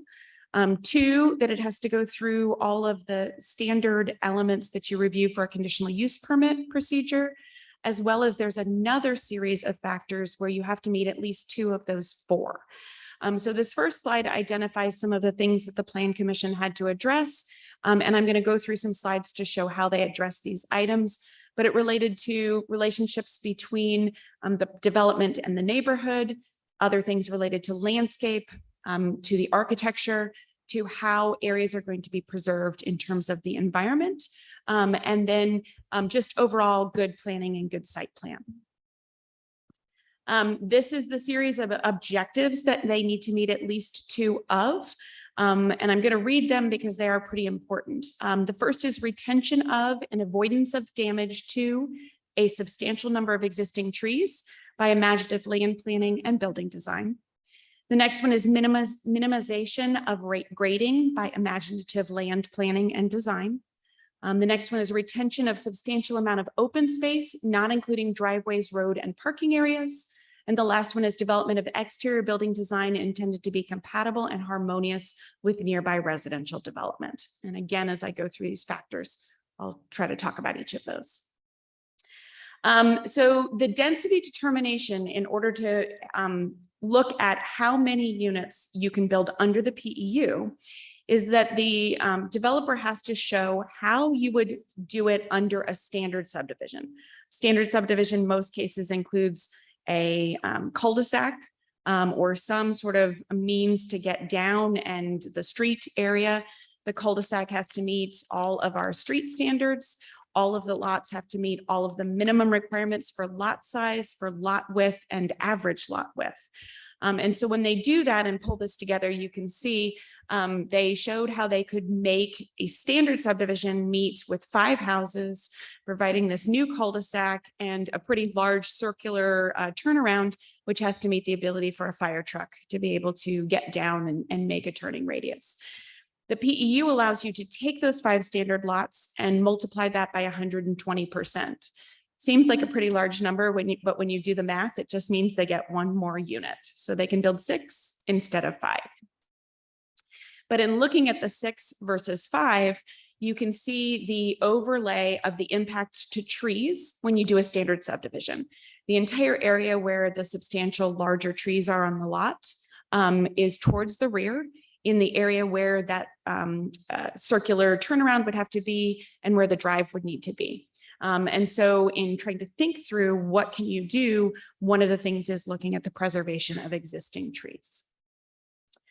In our zoning analysis, we look at a whole series of factors related to how we might put some additional regulations in place should the council wish to allow this overlay to be put in place.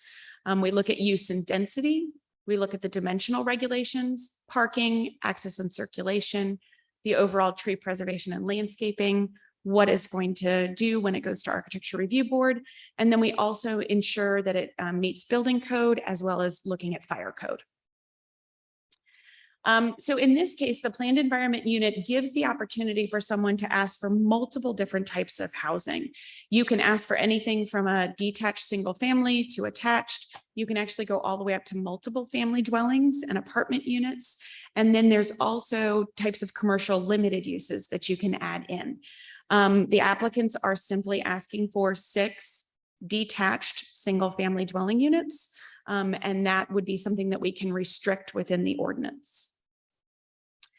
In terms of density, with the 5 standard lots meeting the A4 zoning, the proposal is also still asking for exactly what they can have, which is the 120%, which is the 6 units. In terms of dimensional regulations, the code is pretty specific in how you create these dimensions of what the setbacks are. The front yard setback is established as it is in many of our other districts, where you take the average of the house on either side and you average those two together to create a new front setback line. In this case, the front setback line based on the houses on either side is 19.04 feet. I always remind people that in the code, you can actually go up to 10 feet in front of that for an open, unenclosed porch, which we encourage that architectural element. When it comes to the other setbacks around the lot, the code is very, very specific. It requires a minimum 25-foot buffer from both the side and the rear. So in the case of adding that buffer on, you can expand that buffer even more if you need to protect other areas, or if you want to protect other areas within just the overall district because of surrounding single-family residential. The homes themselves on the other sides typically would have, under the A4 district, only a 6-foot side yard. So this is requiring a pretty substantial increase on the side yard. We were recommending that there should also be at least a 10-foot setback between the dwelling units, even if they are allowed to be clustered tighter together than you would normally see, in order to meet building and fire code.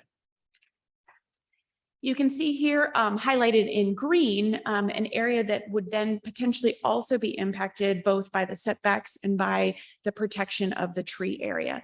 So it was suggested that a exhibit also be included as part of the approval, that this tree preservation area would also be an area that could not be developed. So even though we have some pretty straightforward setbacks, we would probably have an additional setback of the overlay area. And because it is based on drip lines of trees, trying to create a legal description of what that would be is pretty hard to do. So instead, it would be an overlay of a preservation area that would also not allow development within that area. And Mara, that's the area that's great, the downgrade the most. That It is, it's one of the ones that has the downgrade the most. So it also means that it's being protected from grading because you do not want to grade around the root system of the trees. That is correct. We did want to make sure that there is still an ability in the future to remove any hazardous trees. It's important to protect them, but it's also important to give that ability that if something does become hazardous and is deemed hazardous, that you can carefully and while protecting the other trees, take it down so it does not fall on someone's property. The height regulations, they were not asking for anything above and beyond the regular code, which is being able to be up to 3 stories and 35 feet in the code. They're actually asking for the standard 2.5 stories, 35 feet, which matches all of the other residential districts. Overall intensity of use. This is an important factor that a number of you will remember when we were talking through Douglas Hill and talking about the different levels of how you look at lot coverage, how you look at a floor area ratio, and how you look at the minimum land area per dwelling unit. So one of the things that we did is we went through each of them, created a chart to figure out what it would mean based on the preliminary plan that they'd given us. So a couple of the elements to look at. The preliminary development plan is showing a lot coverage of 20.9%. Our code allows up to 40% of lot coverage in our normal single-family residential code. The floor area ratio was being proposed at 0.326. You'll note that in our code, when you are over a 7,500 square foot lot, you are at a 0.32. So again, keeping pretty consistent with the overall floor area ratio in terms of intensity of development of the structures. The minimum land area is being proposed at 7,894 square feet. The A4 currently requires a minimum of 7,500 square feet. So essentially they're coming in pretty consistent with everything else that would be in the code if this was just being developed as single family residential. In terms of the parking code, this was something that the Planning Commission took into account some of the concerns of the residents around here. There are, as we know, our streets are pretty narrow in Webster Groves. Many places, even with cars parked on both sides, it can be pretty difficult to kind of wind back and forth. Euclid is one of those streets. And so the concern was trying to provide additional, because there's going to be shared driveways, additional parking that would be off street, but then would be in addition to what was in their garage. So they've shown the possibility that in our regular code, you only need one parking space behind the front line of the house. In this case, they are proposing 2-car garages, but they're also proposing to have enough area for 2 more off-street and off-driveway parking spaces. So that would be above and beyond what would normally be in the code. Access and circulation is being proposed at providing shared driveways for each pair of units. Those shared driveways would limit the number of curb cuts to the street to only 3. Currently, there are 3 curb cuts on the street, but they could be better aligned so that you would be able to get parking on street between those curb cuts without leaving sort of odd spaces. One of the things that came into account as we were talking with the fire department about these shared driveways and being able to fight a fire with the homes was identifying that if the rear of any of the structures sits farther back than 125 feet from the street, that driveway would need to meet the codes to be able to take the weight of a fire truck on it and meet the width for the fire truck to be able to get down that area. So they have the possibility to redesign based on the other setbacks and the other things that we've done to bring all of those farther forward and still meet the 10-foot setbacks between. So they could have all 3 of them without needing to have the fire access drive requirements, but they also have the possibility in the code that they could make it meet the fire code. Can we move the photo? Oh, yeah. So we can see the rest of that. Oh, sorry. Sorry, thanks.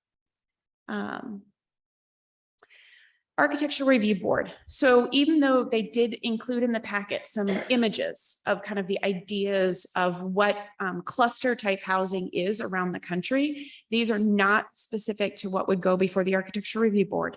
The Architectural Review Board will review all of the designs, and the intent is for the houses to have different designs. They are not going to be the same design done for all 6 units. As you probably saw in the preliminary development plan, they had some different ideas of where the garage might be in the configuration. Some of them would have front porches facing onto Euclid. Some of them might have a front porch facing in a different area. Still gives the possibility to do decks and other things as long as they meet the various setbacks in the code. But all new structures would go before the Architectural Review Board for review.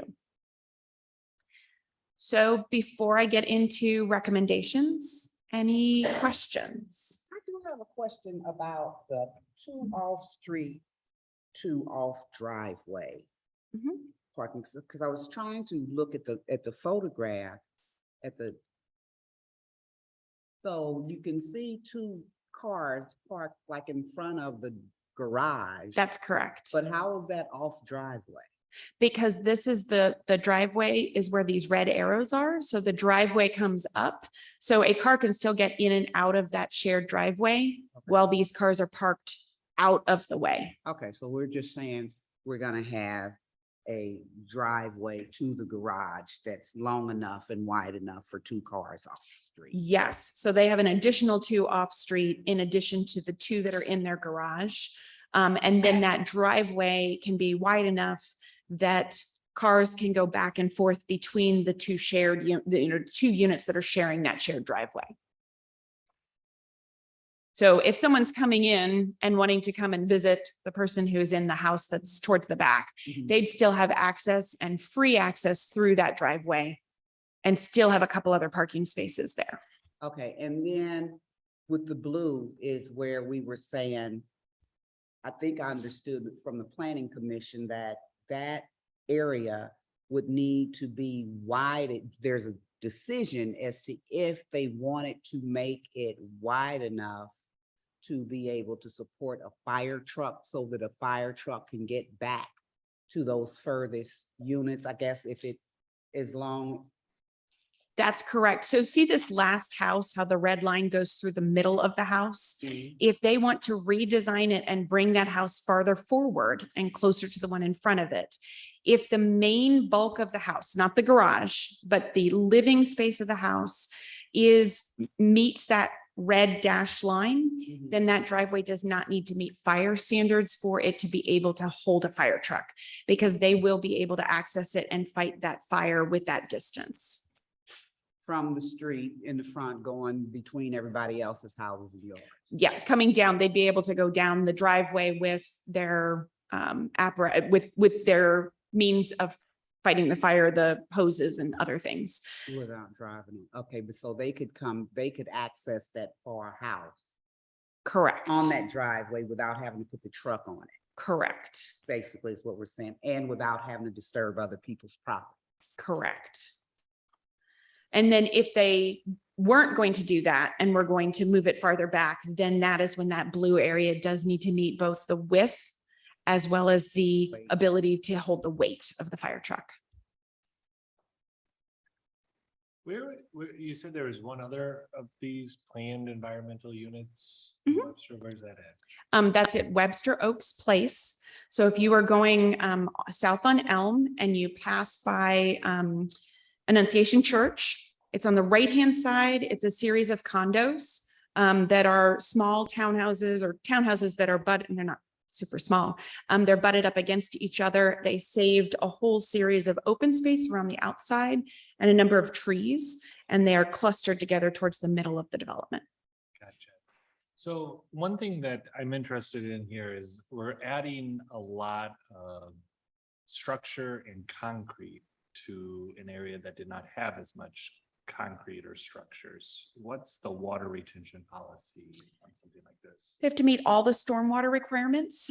So they will have to provide stormwater detention just like they do for any other new house. It will be calculated by a civil engineer. And they will have to identify and ensure that no points of discharge are within 10 feet of any property lines, as well as they're going to have to identify that they're not going to cause any disturbance to the protection area. Does that engineer take into account the additional structures and concrete that are added with the entirety of the plan? So the way that our code works for anything, anytime someone does a new house, even if there was something there before, they don't get to count what was there before. It is always a green field. And their calculation always has to be from green field 0 to what comes on. And that's how they have to address it. So, but it accounts for not individual units, it accounts for the entirety of the plan. The entirety of the plan. That is correct. And then one of the things that we talk a lot about is walkability and space. I understand again it's not a requirement that within this development, there are sidewalks. So it's not that there's not a requirement for it. It's that we do require that right now, I know that the sidewalk on the front, the sidewalks continue and then they do not continue any further. We can require the development to put sidewalks back on the frontage of their property, which we will do. They need to put the sidewalks back and they need to be ADA accessible. We can encourage them, or if you would like to, we can add additional requirements, but that is more impervious surface. And so the question would be, would these private driveways be something that they would walk from and walk to and from the area? It is something that you can consider if you would think that you would want to put it into the ordinance. Well, I mean, I would think if we're making a planned unit or a planned environmental unit, this development, we're trying to encourage, community and what have you. It would seem that we would want them to be able to walk within this area without walking on each other's yards. Sure. And each one will be developed individually with where their patios are and where their shared space is. And it's going to be condoed. When I say condoed, it's not necessarily condominiums, but the way it gets platted is called a condo plat, which means that they're going to have to identify what do they own. When they buy that house, what do they own and what is shared? So there's going to be an area, and this is similar to Webster Oaks Place.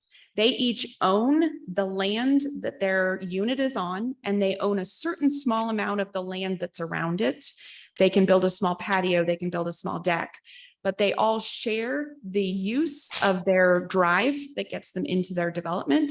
And then they also share the maintenance of the other green space and open space. So the overall plan for it, yes, would be that they would be able to, you would want to think about how they would access and live together as a unit. We don't always put that into our ordinances because that becomes a little bit more the finer details and giving them the flexibility to do that. But what we do require is we require that they have a sidewalk along the public frontage so that you are encouraging people to be walking in the front of the development, that it's not sort of gated off or private, that it's not grass area in front. What do we call that area, the development? It's not a development, it's been there for years, but by the high school, Selma Court or whatever, like 4 houses and like a view. It was just a private subdivision. Yeah. That seems like a better design for something like this instead, you know, like talk about walkability, everyone would have to see each other's houses to drive, you know. So just as a reminder, this was simply done as a preliminary plan to put a series of regulations in place. So that gives them a lot of ability to go back and design. So I'm going to go back to the ability to design an interior courtyard or a different space. And I know if you can ask some additional questions of the architect who's here, I'm sure he has, been thinking about all these other ideas, but at the initial is we have to first determine, can they have those units? How many do they have? What kind of setbacks do we put in place? What trees are they preserving? How much open space do we want them to preserve? So by putting all of that in place, that gives them a lot more flexibility to design. And I think a lot of the ideas that they're echoing back to are things that might have more of a common area, similar to what you were thinking about for Selma. And then finally, with the way that they have this set up now, it looks like the average lot size, did I understand you say is 7,894 feet, and that's where our minimum requirement is 7,500, so we're about 380. Yeah, we're about 300 plus over, but just remember, when they eventually own these pieces, a lot of that square footage is going to be shared. So when they eventually buy, they will not be buying a square footage that meets that 7,500. They will be owning something that's smaller than that, and then being a partial ownership of the other shared spaces. So a lot of that open space that normally if someone owns a 7,500 square foot lot, they can pave over the whole thing if they want to, with patios and other things, because our code doesn't right now for single family residential have a maximum on flat work. So someone can come in and put a really big patio. In this case, we have very specific numbers for open space and for tree preservation that go above and beyond what you would normally be allowed to do if you had done this as a standard subdivision. But these aren't considered zero lot line.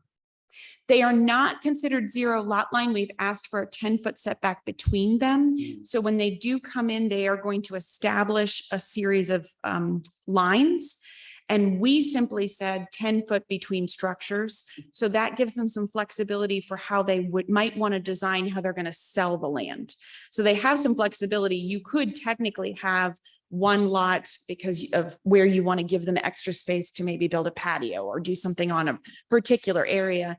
There could be something where the lot line and the side of the house could almost be something like a zero lot line, but because we're putting in a setback requirement of 10 feet between structures, you're never going to get a zero lot line from that standpoint. So it actually is sort of like a zero lot. It is right now. We're not. Yeah, we're making a setback between structures, but where that lot line goes later, depending on how they sell the various lots and what area becomes shared, the lot line could move closer to the structure than the 10 feet. We just gave a setback between structures of 10 feet. So is the idea that these will become individually owned unit homes? That is my understanding, but it would probably be better to ask the Okay. applicants that. These might be other applicant questions too. Is there an HOA plan to take care of that like shared space? It has to be. So they a will mechanism need to do put that? something in place. That is correct, because of the way that it's being developed. And I know that they can look to There was one that was put in place for the PEU for Webster Oaks Place. It's not necessarily the best example. It's 30 or more years old. But there are very similar ones around the region that they can use as examples. We have many HOAs in Webster, or is that the only other one?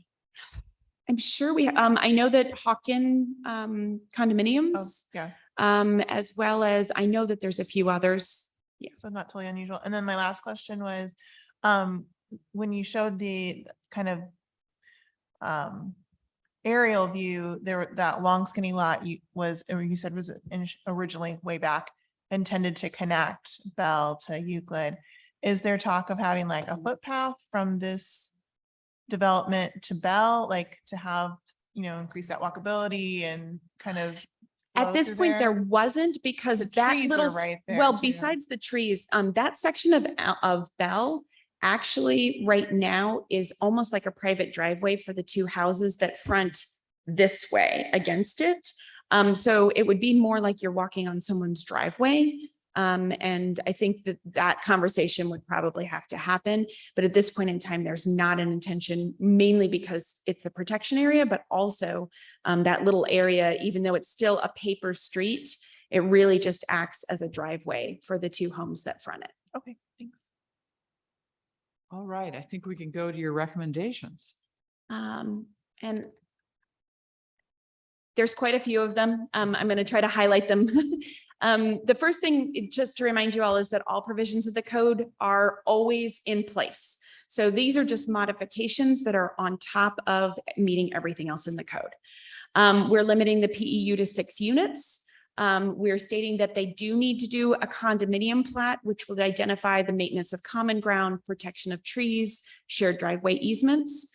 The total gross floor area of all structures within the PEU would be the 0.32, which matches what's required for a 7,500 square foot lot or greater. Total site coverage of all structures shall not exceed 25%. We upped that just a little bit so that people could have sheds or some other small structures. The height of all structures shall not exceed 2.5 stories or be taller than 35 feet, which matches the other residential codes. Parking for each permitted use shall be calculated per the code, but additional off-street parking spaces shall be provided on site at 2 spaces for each dwelling unit. We gave a series of setbacks. We took the 19.05 and just made it 19. 19 for the front yard setback, 25 foot for the rear yard setback, with the understanding that there's an overlay tree protection zone that will not allow structures within that area. 25 feet from the east and west property lines, and a 10-foot minimum between structures. We did put in some additional information regarding retaining walls, so that if there are certain retaining walls, they do count as structures at a certain point. So that would also limit very large retaining walls from being up against the preservation area, because they would need a setback. Replacing any damaged sidewalk and damaged curb along the frontage on Euclid Avenue. A public sidewalk shall be rebuilt along the frontage of the property that meets ADA compliance.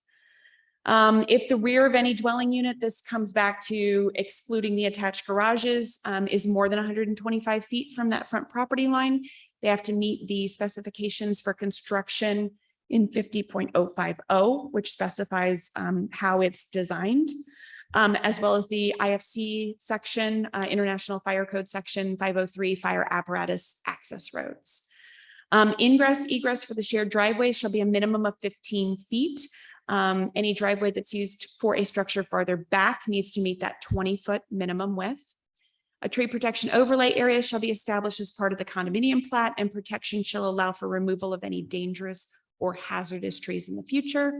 Landscaping is to be provided and maintained with a final landscaping plan in accordance with city standards. And then the last thing that we added in here was submittal deadlines. There are timelines in our code that allow and require that a final development plan. So right now this is preliminary. So as they get further into the design and they start thinking more about whether there's some shared open space, whether there's some connecting sidewalks in the development, all of that has to come back before the plan commission without a public hearing and be approved that it matches everything that's in the ordinance. We had put in here within 12 months of approval of the change of zoning. You can keep that in. I know we've been getting a lot of requests with supply chains taking so long to come. It just has to be that the final development plan is in so that we are moving through the next steps and moving forward. You could think about whether you wanted to make any changes to that, because I know we've been giving lots of people additional extensions as they're waiting for things to come in to finish building their structures. But do know that if it comes in within 12 months, that then would mean that their next steps would be starting to go to architecture review board with individual homes, or getting a land disturbance permit to start putting in some of the infrastructure. And we did have failure to comply with the submittal requirements, gives the ability for the council to reconsider and repeal this overlay, essentially. Right. Questions about recommendations? Mr. Keeney is here. Is that correct? If you want to come on up, and if you have anything that you'd like to say, or I know it sounded like there was a question or two we might have for you, if that's all right. Okay, well.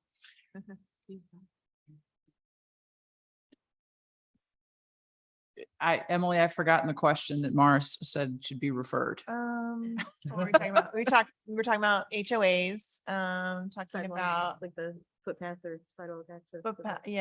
footpath access to Bell. What was the first one? I don't know. There was something else too. Is there anything that we were talking about that you feel like you would like to comment on? I think you guys have covered everything pretty well. Yeah. Okay, we do have a couple of speaker cards. So if you hear something from one of our public comments that you'd like to, respond to, we'll give you the opportunity to do that if you'd like. Because that's what's next, right? Public comment. All right. So we have Connie Evans is our first speaker card.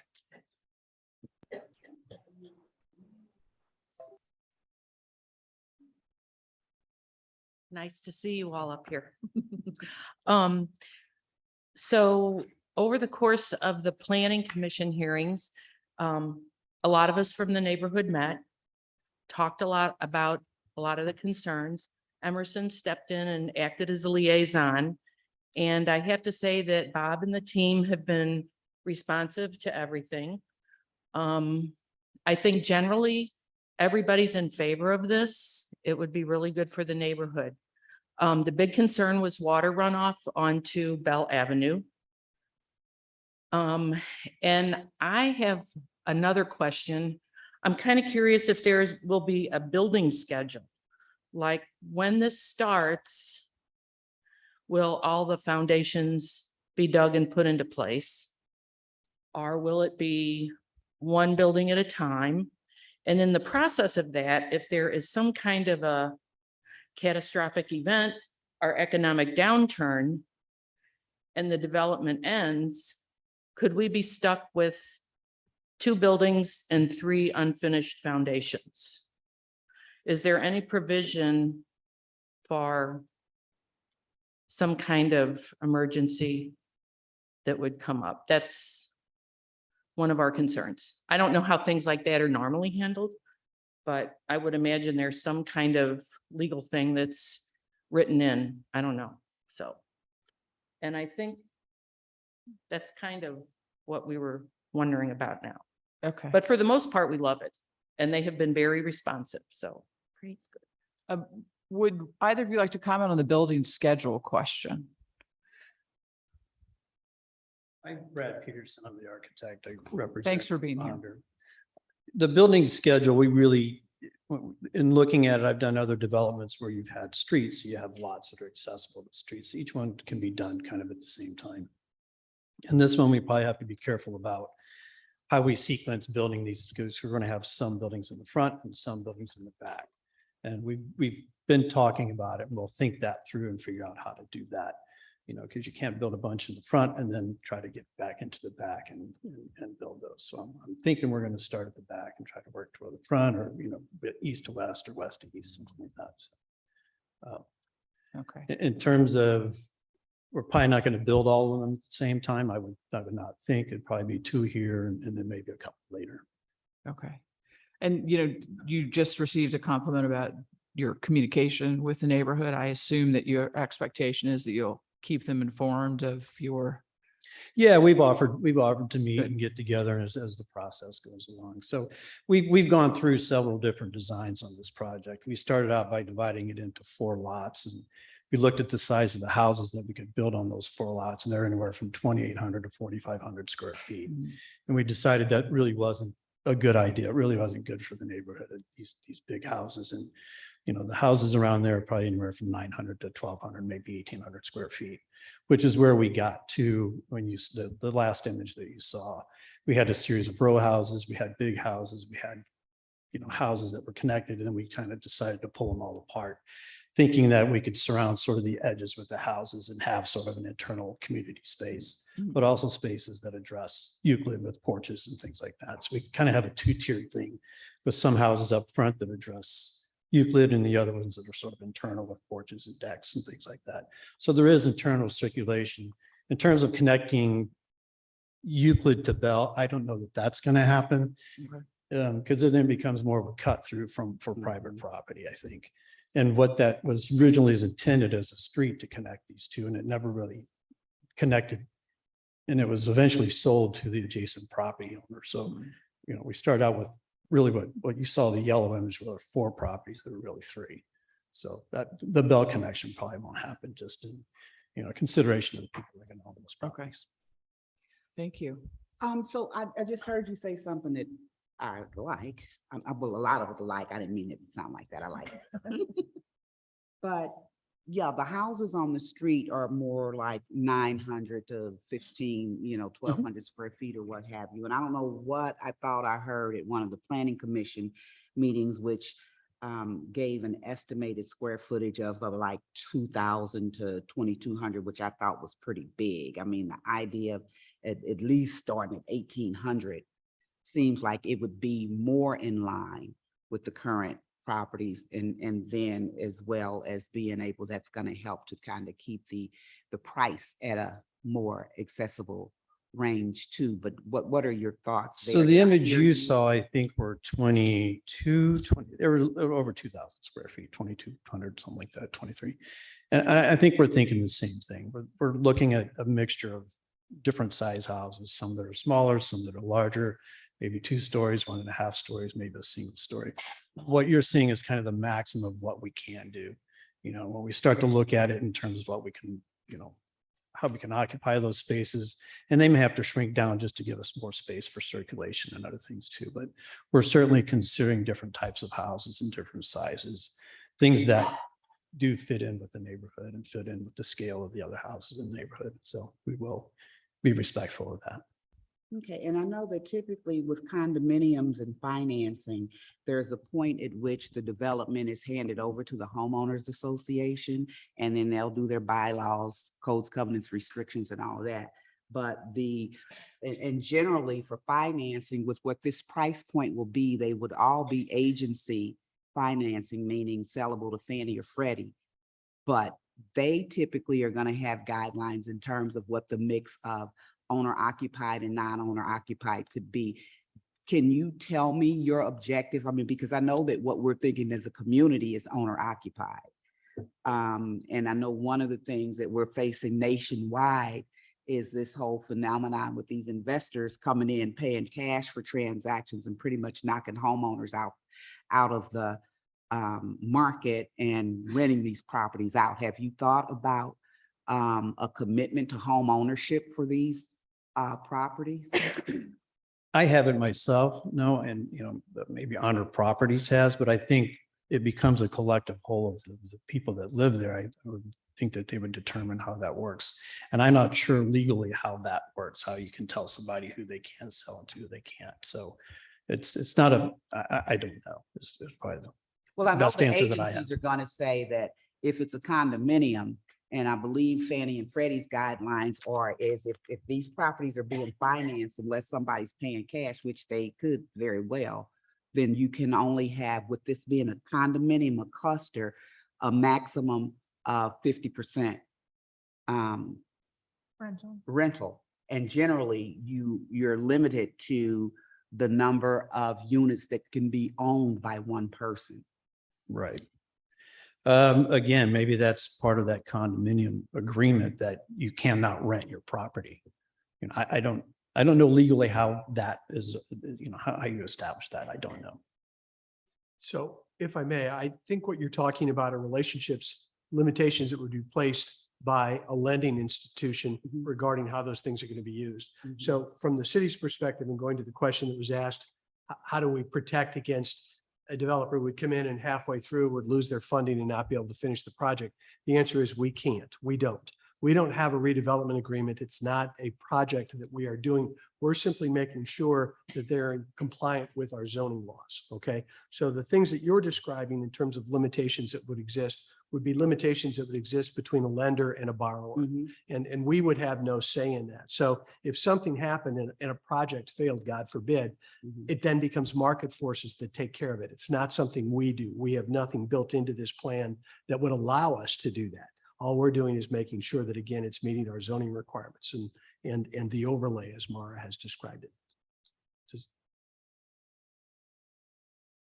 I had a question about the grade of the area and how that kind of plays in with the shared driveways. 'Cause when I first kind of saw the kind of like the flag lots with the shared driveway, I thought, oh, they're going to be looking at each other's houses all the time. But if it's a significant grade, then I guess some people will actually like be looking over their neighbors' houses or have more of a view than I was thinking of. Is it that much of a grade or? No, most of the area where the houses sit is probably 2 feet.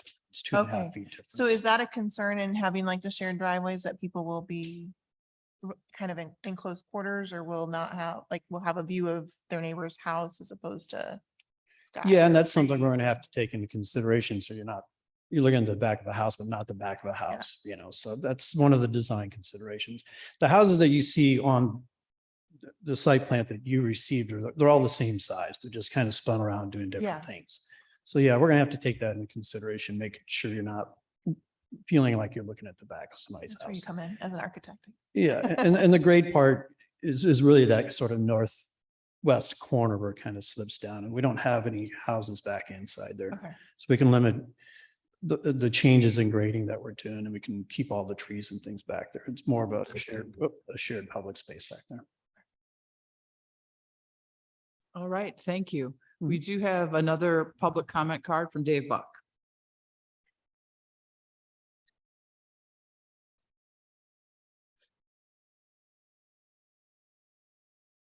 I do not mean to be elementary in asking this, but Maura just covered the what. My question now deals with the why, or what are the goals to be achieved by this project? Ideally, I hope they are SMART goals that are specific, measurable, achievable, realistic, with a targeted timetable.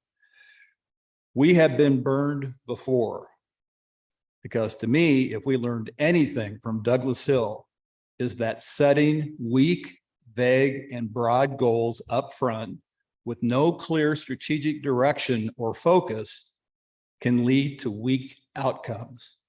Emily, I attended 2 candidate platforms, and you basically said that exact same thing, if you remember, right? Sure. Okay.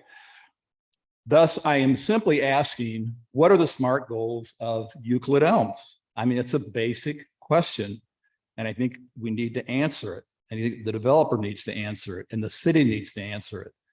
For example, is it affordable housing at a specific price point for a specific primary target? Is it a housing solution that fights gentrification versus elevates it, et cetera, et cetera? But I think if we can nail the goals down, and we don't do a really good job, and I'm as guilty of it as anybody, of really pinning down our goals, because the tighter our goals are, the better the project goes. It's not rocket science. And I just say on this project, which I think is terrific, nailing some goals will be to its advantage. Thanks. Thank you. Do we have anyone on Zoom who would like to make a public comment? If you do, please raise your hand.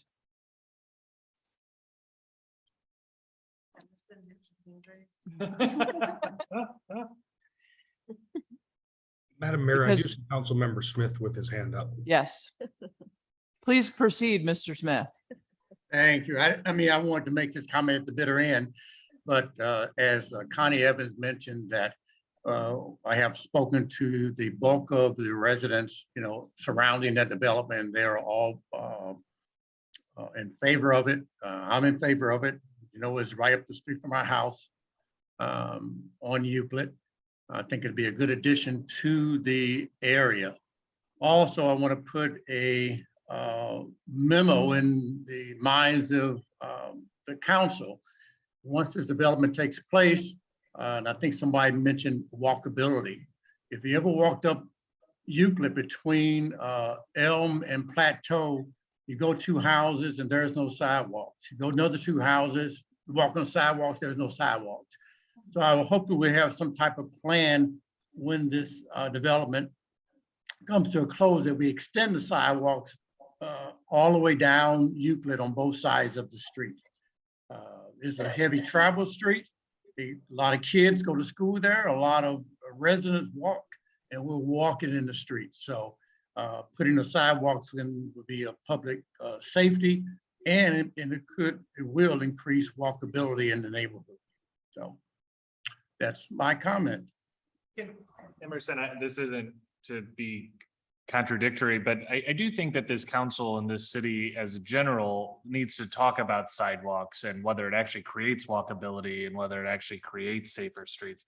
Because I think we have pretty safe streets without sidewalks. I'm not saying that we don't need sidewalks on certain streets, but I just want to add that because it seems like we always go to sidewalks and that's going to create walkability and create safer streets. And I think the data demonstrates that doesn't always prove to be the truth. Right. Well, what you have to look at, David, too, the speed limit on Euclid is 25 miles per hour. And any given time of the day, anytime, you can see cars going 45, 50 miles per hour. And it's not individuals that live there in the community. They're coming from another part of Webster trying to get up to Rock Hill Road. And the stop signs there, they ignore. I mean, they just speed right through it. So whatever we can do to improve safety, I think we should do it. But that street is heavily traveled and there's very little regard for the speed limits. So at least the individuals will be able to walk on the sidewalk. I'm going to suggest that you are both right. And this is part of a larger conversation that we as a council know that we need to have, both in terms of sidewalks and trying to figure out what to do about pedestrian safety, bicycle safety, and so forth. Yes. Mara, looks like you want to say something else. I just wanted to add, just for the question that came up earlier, the building permits for a exterior addition or new homes are limited at 9 months. And then on top of that, we also have a completion deposit. It's a percentage of the cost of the home cost.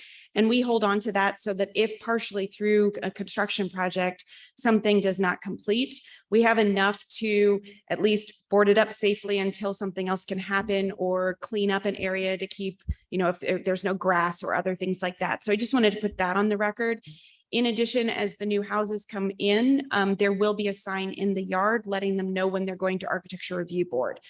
Some people always ask about that, but anytime there's a new house that's going in, it's not a public meeting, but there will be signs as the houses come before the ARB. Okay, thank you very much.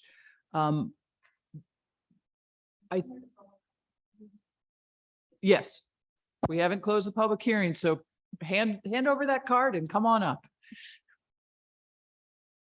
Why don't you just tell us your name and not wait for it to get to me? Okay. Your address. I'm Ellie Lang and I'm not living there yet, but we're very close at 22 Euclid. So just right across the street from the proposed development. And yeah, I just wanted to echo what a lot of other folks have said. I'm overall supportive of the PEU and the development because it seems like it's the best option for the community and for our neighborhood.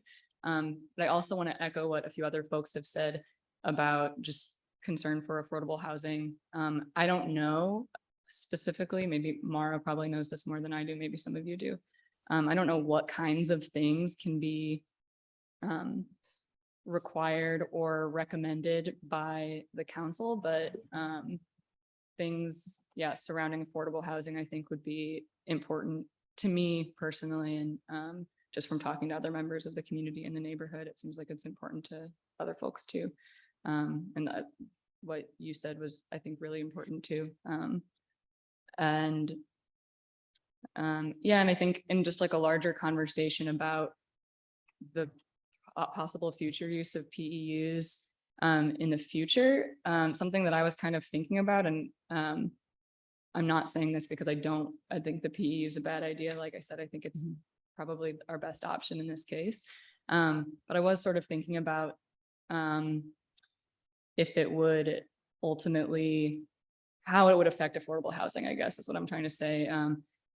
In this case, depending on the size of the homes, that will probably be a determining factor in how affordable they would be, particularly for someone, I don't know what the average income is in North Webster, but, like, would these homes be affordable to someone with an income, like with the average income in North Webster? Right. Will they be, can they be, just places that are going to be rented out, like that sort of thing? And then in the larger community, will this sort of thing encourage, again, with the architect and I don't know what your title is.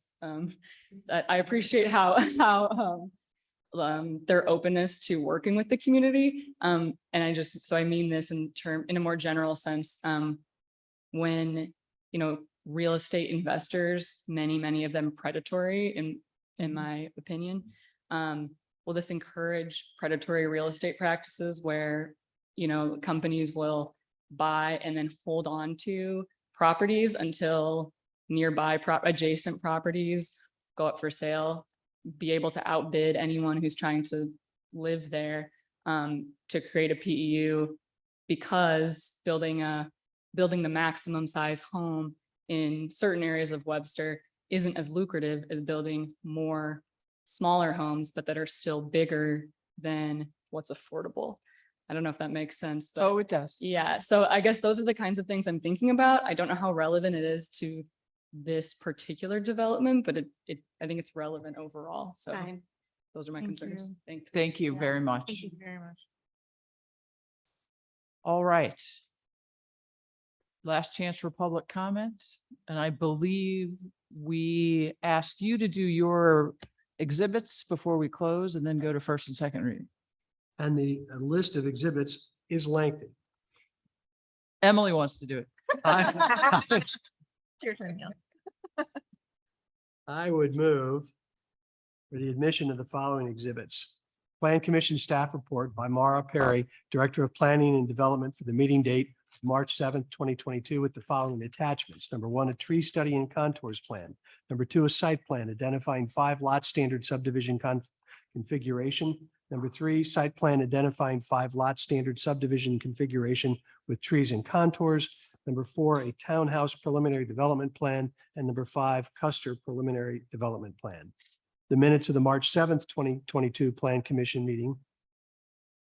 The Plan Commission Staff Report by Mara Perry, Director of Planning and Development, for meeting date April 4th, 2022, with the following attachments. Number 1, aerial photograph of the site. Number 2, 2018 zoning map of the area.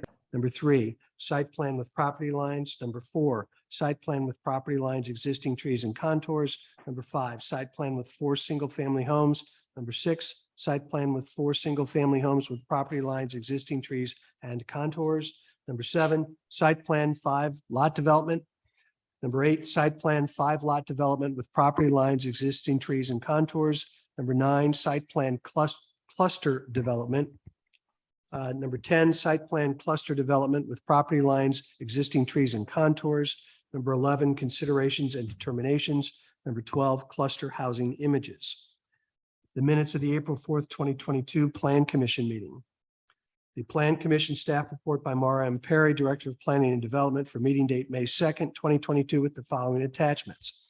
Applicants' April submission attachments. Number 2, comments gathered from a meeting of residents with Councilmember Smith dated April 4th, 2022. Number 3, applicants' updated preliminary development plan dated April 27th, 2022. The draft minutes of the May 2nd, 2022 Plan Commission meeting. the Director of Planning and Development's PowerPoint before the City Council this evening, June 7th, 2022. And finally, the zoning code of the City of Webster Groves. Thank you. Councilmember Alexander, would you like to call for the first? No, we now are closing the public hearing. We've closed the public hearing, and now I will ask Councilmember Alexander to call for the first and second reading. I'm getting there. Yes, I would like to call for the first and second reading of bill number 9186. Is there a second? Second. Bill 9186, first reading. In ordinance, amending Chapter 53, the zoning code, by permitting the tract of land located at 15, 23, 131, and 133 Euclid Avenue with current zoning of A4 7,500 square foot residence district to be developed under a planned environmental unit procedure for the purpose of construction of 6 single-family dwelling units and approving a preliminary development plan on an approximately 1.09 acre tract of land and matters related thereto. Is there any discussion? Let's have the second reading, please. Bill 9186, second reading. In ordinance, amending Chapter 53, the zoning code, by permitting the tract of land located at 15, 23, 131, and 133 Euclid Avenue with current zoning of A4, 7,500 square foot residence district to be developed under a planned environmental unit procedure for the purpose of construction of 6 single-family dwelling units and approving a preliminary development plan on an approximately 1.09 acre tract of land and matters related thereto. Thank you. All right, we will move on to our general remarks of visitors. Our first card is from Susan King. And I have been remiss in not asking people to state their name and address. So I will, Susan, please ask you to be. Because of the subject matter. That's fine then. I don't have a PowerPoint presentation. I have real paper. So if you can take one and pass it down. My name is Susan King. I've been a Webster Groves resident for about 8 years. I've been retired for 4 years and have grandkids at Bristol, Hickson, and Webster Groves High School. I brought a copy of the Webster Kirkwood newspaper with my letter to the editor. I've opened it up for you and there's a green check mark by the letter. You can read it at your convenience. Please stop me at any time if you have questions. I don't have a background in child psychology or law enforcement. My career was as a computer programmer. On the last day of school this year, Friday, May 27th, after picking up my grandkids from school, I decided to walk the dog since they all had plans with friends. About 1 p.m., I headed out with my dog. My article in the Webster Kirkwood newspaper details the next 45 minutes. You're limited to 300 words in the newspaper post, and I can assure you, I did a lot of editing to keep it under 300 words. My 2 biggest takeaways from that day was 1, when the kids all started saying the police are here, everybody run, they seemed to be anxious of the police. And 2, of the 20 or more adults that were walking by while I was standing there, no one said anything to the minority of the unruly kids.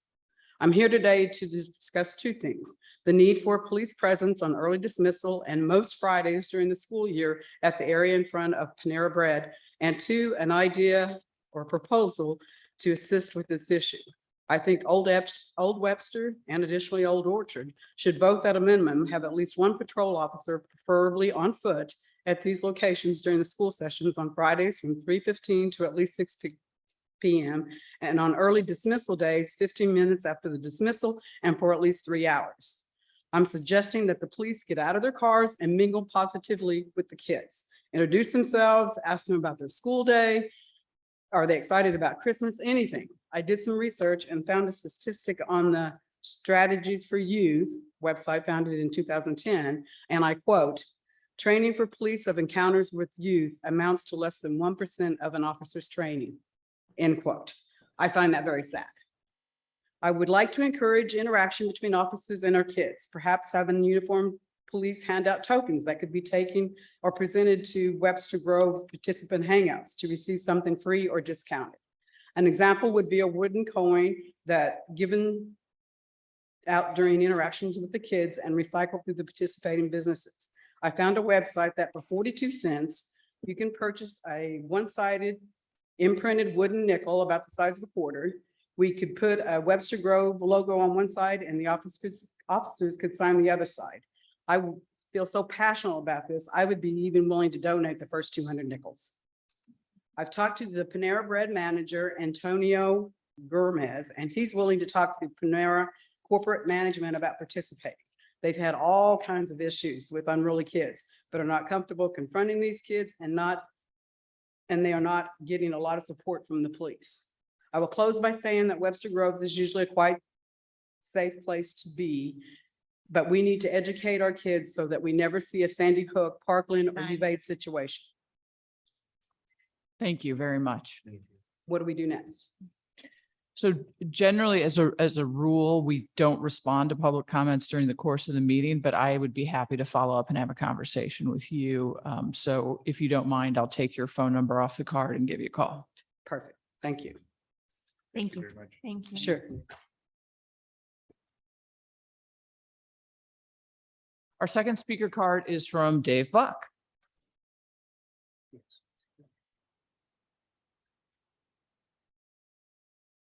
I was in Europe with some girlfriends, so I have all this free time. So.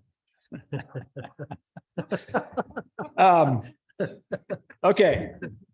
In the 21 years that I've lived here, the city has never developed a true comprehensive strategic plan. Marie and Eric started that process last December, but obviously with the campaign and the budget issues, it kind of got curtailed or delayed. I hope it gets picked up again after July 1st.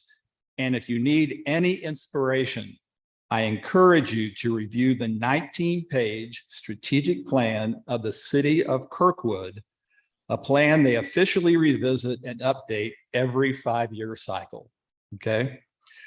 In my opinion, it's awesome. It's excellent, very well thought through, very comprehensive. And Kirkwood's interesting because like other St. Louis cities, it was impacted by the pandemic as well. But to the best of my knowledge, it is weathering the storm better than we are. One very big elephant in the room for our city is that Webster has long lacked a strong, growing, and resilient tax base. That complaint or that void has existed for the 21 years that I've lived here. And I think it's a big reason beyond the pandemic of why you're dealing with the budget crisis, because you have nothing to fall back on. Yet, despite that, our city continually votes down economically attractive projects like the Mills Project and Douglas Hill, and we reject any big box stores or any just box stores for that matter along West Kirkham or along Watson, which would be great. Whereas Kirkwood has a very different vision. Instead of defeating the Mills Project, they built Kirkwood Station. It's great. Instead of rejecting big box stores, they annexed the area south of Big Bend, and they still preserve and protect old Kirkwood, the neighborhoods, and the beautiful streets and stuff. The result of all of it is that it results in a lower residential taxes than Webster Groves. They make it work. I'm not holding them up as like the gem, but I'm saying there's more than one right answer to the problem.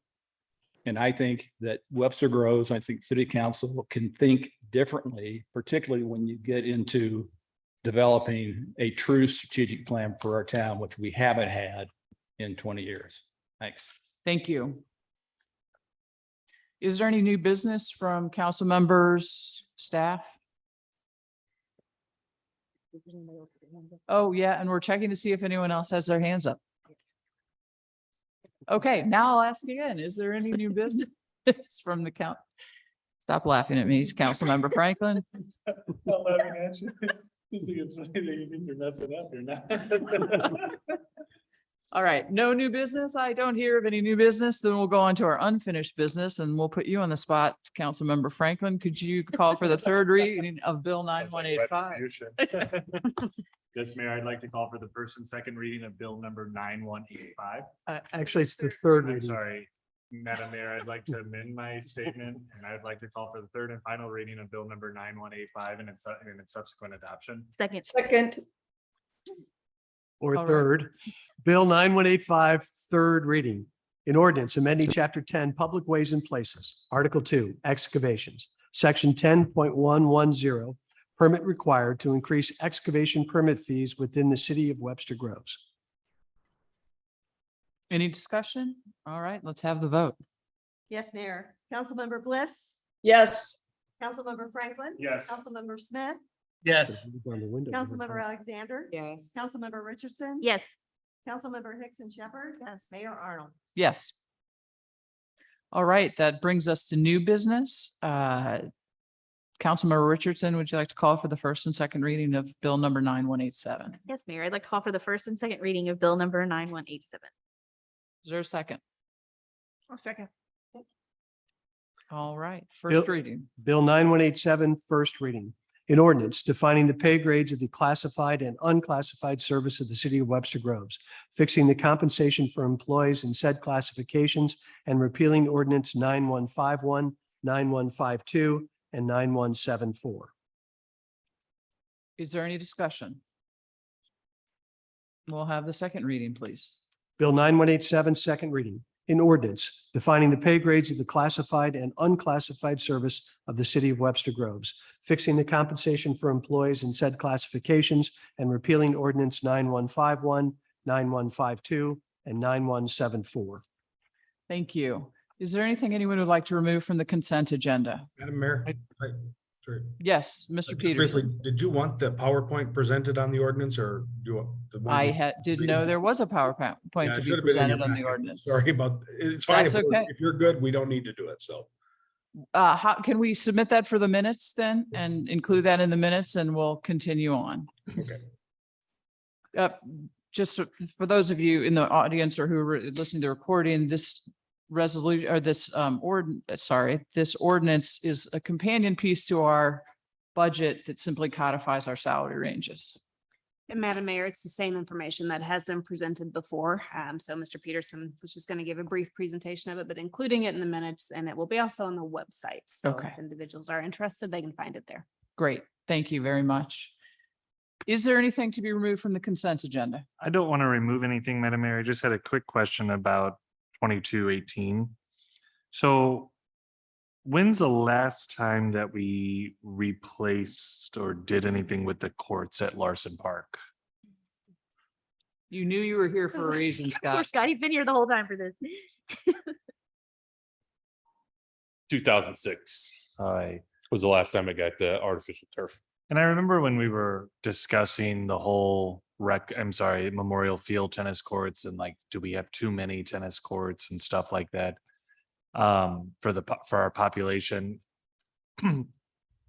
What's the need of these to get these synthetic courts done? I mean, are they, I haven't played at Larson Park. Is it bad? It's pretty bad. Some of the turf, the seams are starting to split, specifically right at the baseline, which is kind of a pretty important spot where you're serving from. So they're splitting and they're gonna start causing tripping hazards fairly soon. So this turf is a pretty good way to go. It's the only turf courts we have in town. Everything else is all hard courts. So that's one of the reasons why I'm proposing to replace that with same turf surfaces. Well, do we know the usage rate of these courts?